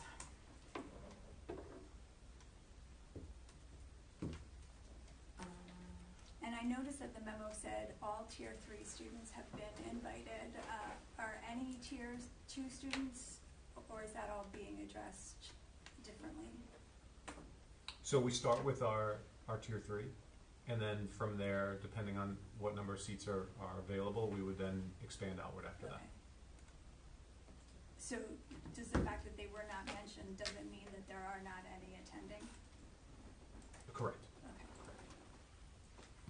Okay. Can you clarify why the location change? Yeah, that was just basic discussions we had with our student services department. It was originally, the reason was because we wanted to keep the programs of the ESY program and the MTS program separate, because it was a better, more conducive program to keep them in separate facilities. And at the time, it was projected that the ESY program would remain at Fishing Cove, but it ended up both of us moved because there was a better fit for this summer for ESY to relocate to Hamilton. So ESY is relocating to Hamilton, and by that point we had already kind of made arrangements to move the MTS program to Quid, and we wanted to stick with that because we felt good about that plan. Is there any concerns about like the educational component in the open classrooms compared to not open classrooms that are at Fishing Cove? Well, I mean, there's open classrooms at Fishing Cove too upstairs. But not where they do the summer program. I don't think they're in those. Yeah, there is. Yeah, in the MTS program they were upstairs at Fishing Cove, but even be that as it may, we did a walk of the building of the site, and we feel good about being able to make the open classroom setting work. Oh. And we don't know the number of high school students that are. Hold on. Oh yeah, high school. I should say high school. We don't know because high school degrees haven't closed yet. So the high school students are usually based on their end of year grades and that. Makes sense. Yep. Okay. So just to clarify, the policy states, just for future,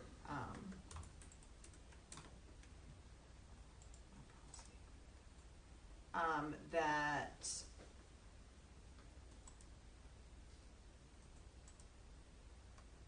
tuition rates along with rules for summer school shall be reviewed and recommended to the superintendent, by the superintendent to the school committee for its approval during the April-May period of summer school sessions. So just something for next year. I don't believe we saw that this year, where that policy needs to be reviewed. The summer school policy. I'm sorry. Can you? I'm sorry. What's that? No worries. It's the summer school policy. There's a specific part that a recommendation should come from the superintendent to the school committee. Dr. Duba was aware of it, but just wanted to make sure we were all. A recommendation. Tuition rates along with the rules for summer school. Okay. This isn't that? Yep. Well, it's June. I think in theory it's supposed to come to us to approve it before you actually roll it out. Like. Okay. Oh, like who you're offering it to? Kind of the parameters around the program. Fall measuring. Just need 1 minute. Oh, okay, I understand. It's super short. What, the agenda? 10 o'clock. Okay. Make a motion to extend to 10:05. I might need longer than that. We got to revisit the thing with the facilities, the Just say vehicle 10:30 purchases. please. Okay. 10:30. Second. Okay. All those in favor, please say aye. Aye. Thank you. So I hear what you're saying. It says April, May. So yes, Yes. we are a little Okay. late on that. Yep. Okay. Thank you. Yep. When do you send that out to the students that in April? Oh, it's just, you don't No, need to it's know the before then. students, it's what you're gonna send the students. No, they're talking about updating the school committee. So the policy On it what's says, getting it sent says to the school committee, not necessarily how many kids, because you might not even, do you Yeah, it know at says- that point? In April? we have a pretty good estimate. Okay. We have a better estimate now, but we have a pretty good estimate then. Okay. Yeah, I mean, I think the purpose and the philosophy of the policy is about, like, expectations of educational offerings and qualifying students, and that our philosophy is that every effort should be extended to seek and meet the educational needs of our students in the summer. And so I think it's around kind of the who goes and whatnot, and so just wanted to make sure that was front and center. All right, any other questions regarding this? Nope. Okay. So circling back to Make a motion to untable E1. Oh, yeah. I think we just left it. We just but left sure. it. Yeah, I'm sure. No, we they did did. actually table it. Yeah, we did. We voted to table and we were waiting I on did an write answer table, from so I Leslie think we and- did. Yep. I'll take your Joni? word for it. Yeah, we did. Johnny, No, can I've you got it confirm? circled here too, so. Oh, I know we skipped it, but I didn't think. then- No, I no, then that was to Rob come asked back. for a The motion to budget table. I have skipped. Skip to come back. Okay, we did actually table it, but that's fine. We can pretend we didn't. Okay. Okay, so the question was regarding the projection of funds available. So I spoke to Leslie. She confirmed that back in April there was a projection of about $292,000 of funds that would be available. She can confirm that projection was actually a little short of what it was. That will come through, and there will also be a higher number based on the release of encumbrances that will exceed $180,000 on top of the $292,000. Okay, so that end So of year projection that she- she gave us was 292, and then she released another 180 on top of it, so we've got more than enough to cover the 205. Correct. Okay. So she supports She does. approving 205 for the 3 vehicles? She does. Okay. Alright, so knowing that, does someone want to make a motion for E1? I will make a motion to approve spending up to $205,000 on the purchase of the 3 vehicles outlined in the memo attached to the agenda. Second. Okay, further discussion? I would just state that I want to make sure that we follow proper protocol and make sure that we get quotes trying to get the district the best price as possible. And that these funds are contingent upon getting the vehicles by June 30th. So like we're not approving this if it's next fiscal year. This is a this fiscal year purchase. Okay, further discussion? Executing the purchase and sales agreement by June 30th. Yeah. Yes. Yeah, like Just they have to be like, explicitly clear. you have to receive Yes. them by. I believe. Yeah. Yeah. Okay. Does that require a meeting for us to review them? No, we just did, but like, Okay. not just enough to get the quote, like we actually have to look. You have to have the vehicles Okay. to be within that fiscal year, I believe. Okay, any further discussion? Okay, hearing none, we'll call the question. All those in favor, please say aye. Aye. Okay, and then that brings us back down to the bottom of the agenda, correspondence.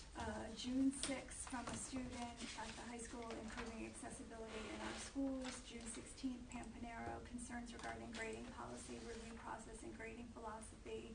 June 16th, Holly Quinn, missing document from school committee agenda. 6/17, Susan Erickson, IKA grading policy on agenda tonight. 617 Jordan Alvarez, continued concerns regarding proposed North Kingstown School Department grading policy. That would be the short. Make a motion to adjourn? Motion to adjourn. Second. Okay, all those in favor, please say aye. Aye.